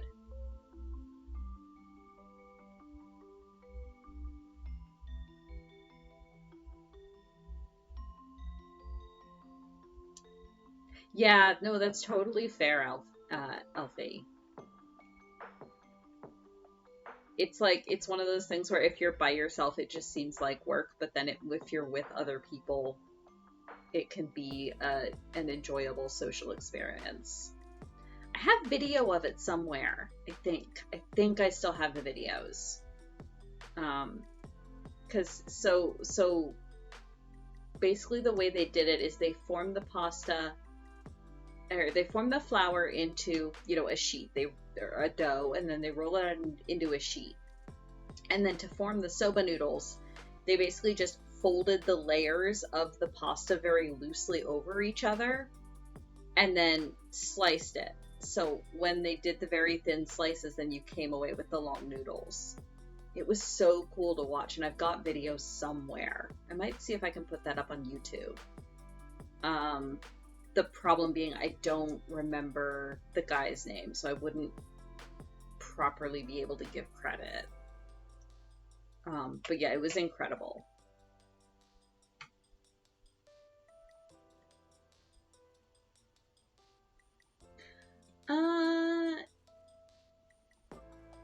Yeah. So soba noodles are usually like very, very thin, not any longer than spaghetti, or not any bigger than spaghetti, and they are very slidey. If they were chewy, they might have been udon noodles instead, which are much thicker. Udon noodles are like chunky. Udon noodles are what happened if you took a dumpling and then just stretched it into a noodle instead. And those usually are a bit more chewy and al dente. But soba usually shouldn't be, unless they weren't cooked quite enough. Yeah, this'll do. I mean, I guess they're a little chewy compared to, say, ramen noodles. But I still wouldn't call them chewy. Yeah, I was gonna say, if it was chewy, it was probably udon. I'm strange in that I like udon noodles in like a salad. Like, I like them in a pasta.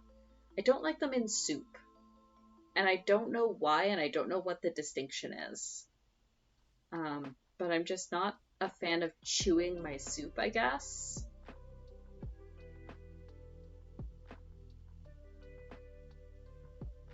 But soba is like one of my favorite things ever.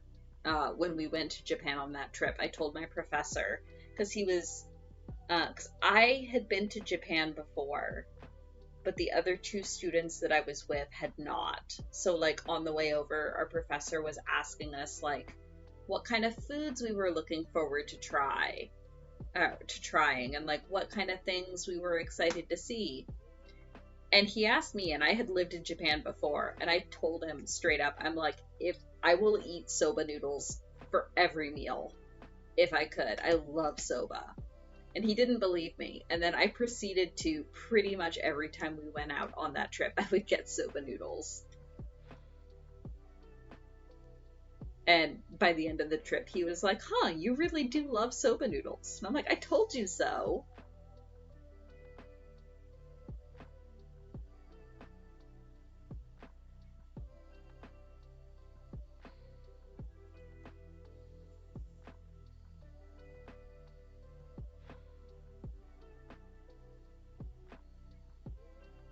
Oh, but it was great. For that trip, we spent part of it up in Hokkaido, which is the northern island of Japan.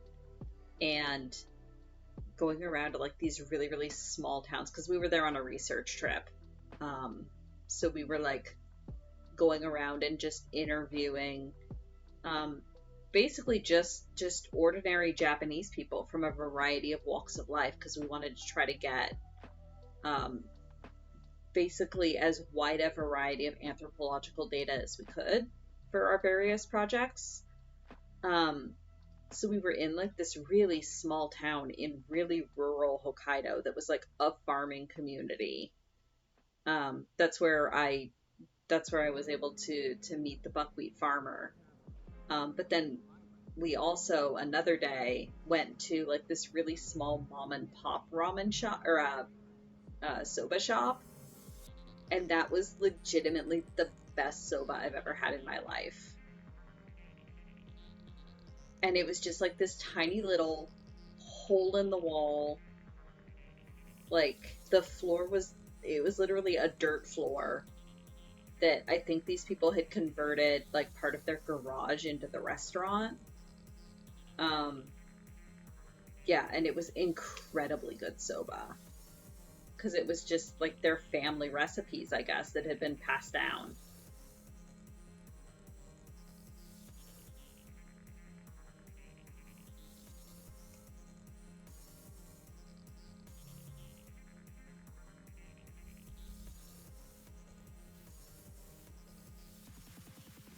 Oh my gosh, it's already almost 2 o'clock.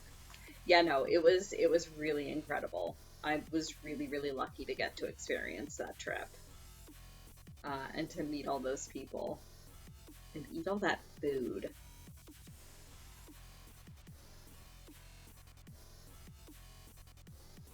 But yeah, that was that trip. It was incredibly stressful at the time because, like I said, we were going around doing all these interviews. I'm an introvert with anxiety anyway, so like at the time it was incredibly stressful. But I had so many good experiences on that trip, and like in hindsight, it's not an experience that I would trade for anything. It was a very important experience for me as a person, for my university years.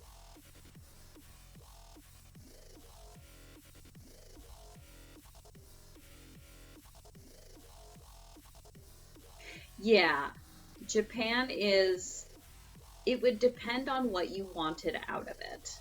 If you just wanted to go and like experience Tokyo and do the touristy stuff, then yeah, you could go on your own. In Tokyo, pretty much everybody speaks English. The signs are bilingual in English. You can get by, no problem.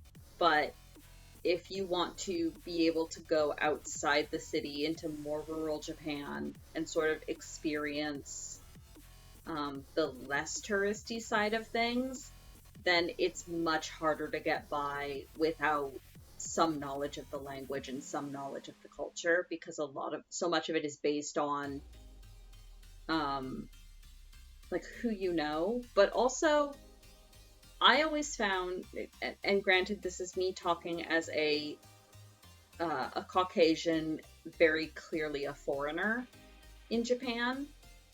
I found people to be extremely friendly, especially when I started trying to speak Japanese. Like if they can tell that you are trying and you are being respectful and you are making an effort, they will meet you halfway. Um, for the most part. Like obviously there's exceptions to every rule. But like if you're gonna be the rude tourist where everything's about you, and everybody has to come and cater to you, then you're gonna have, not that anyone in this chat is like that, I'm just speaking in general. Then you're gonna have a much harder time in Japan. But if you're willing to be respectful and meet them halfway and try, they will help you out a lot, and they will try to make sure you have a good time, and a good stay. Like I would get lost and I would just stop people on the street and in my extremely broken Japanese try to get across like where I needed to go, or like ask for help, and everybody would almost without fail would stop and help me. Um it's just, I don't know, and I don't know how much of that is sort of the cultural obligation and how much of that is, I don't know. I can't put my finger on it, but it was really good. I would highly recommend a trip to Japan for anyone that can manage it, but it does take a lot of planning and a lot of forethought to be able to get a really good trip out of it. Unless you're like I said, you're just wanting to do the touristy areas. Which if you are, that's completely valid. Like part of what I not regret, but like because I was there on university trips, I didn't get to do the touristy stuff. Like I've never been to Tokyo Tower. I've never been, like I've not done the super touristy stuff, and I kind of wish I had. But I also got a lot of other really cool experiences that not everybody gets. So it's yeah, for sure. Yeah, do both if you can. Like I really wish I had had the chance to go to Tokyo Disney Sea. Just because I hear so much about what an incredible theme park it is, and I love theme parks.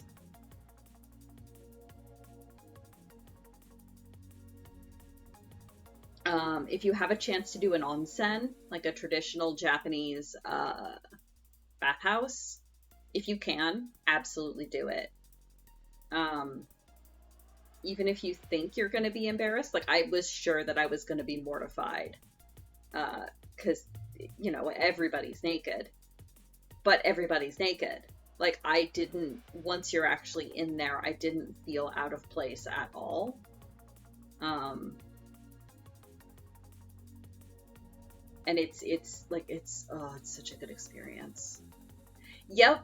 Yeah, that's the other thing, Azzy. I have tattoos now too. I didn't at the time. But they are starting to be a little bit more open about that. You can actually find bathhouses that allow tattoos now. Just you have to look around for it, and you have to know what you're looking for. But they are, yeah, it is starting to change a little bit. But yeah, there's definitely still the taboos around that. I got to go to one of the Pokemon Center stores. I went to the one down in Fukuoka. But again, I didn't really get to do any of the other touristy stuff, especially not in Tokyo because we were too busy. Yeah, I would love to do the Ghibli Museum.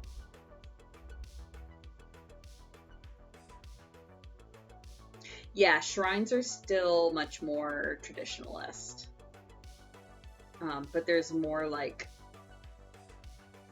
I guess, secular, more like resorty ones where they're starting to allow tattoos.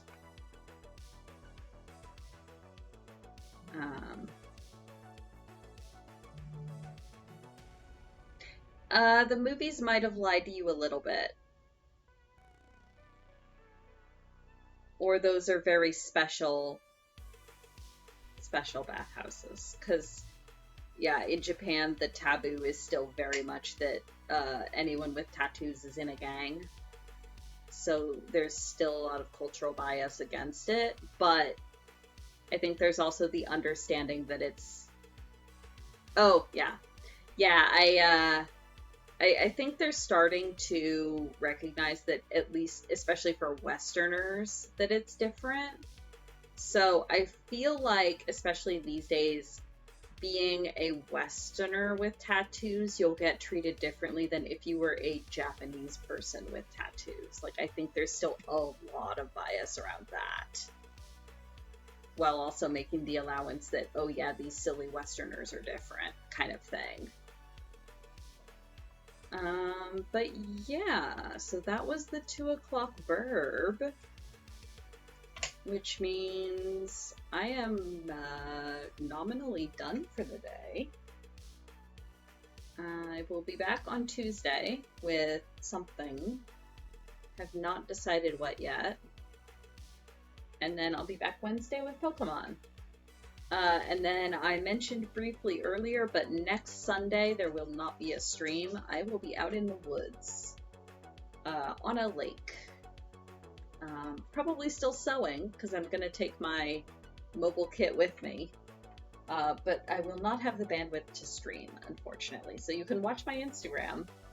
I'll try to put up some pictures. But yeah, no stream next Sunday.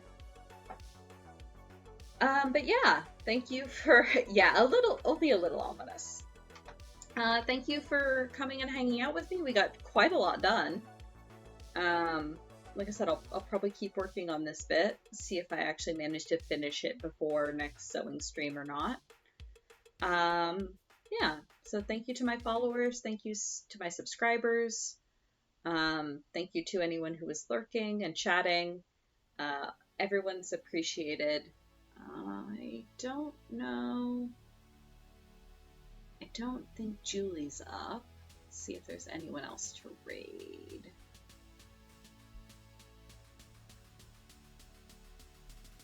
Oh, Serge is playing Terraria. You could go raid Serge.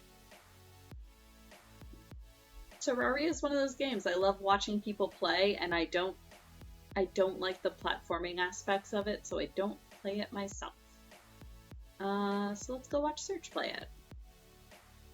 Everybody have a good afternoon, a good rest of your weekend. hopefully everything cools down and people can stay cool. And I will see you guys all in the future.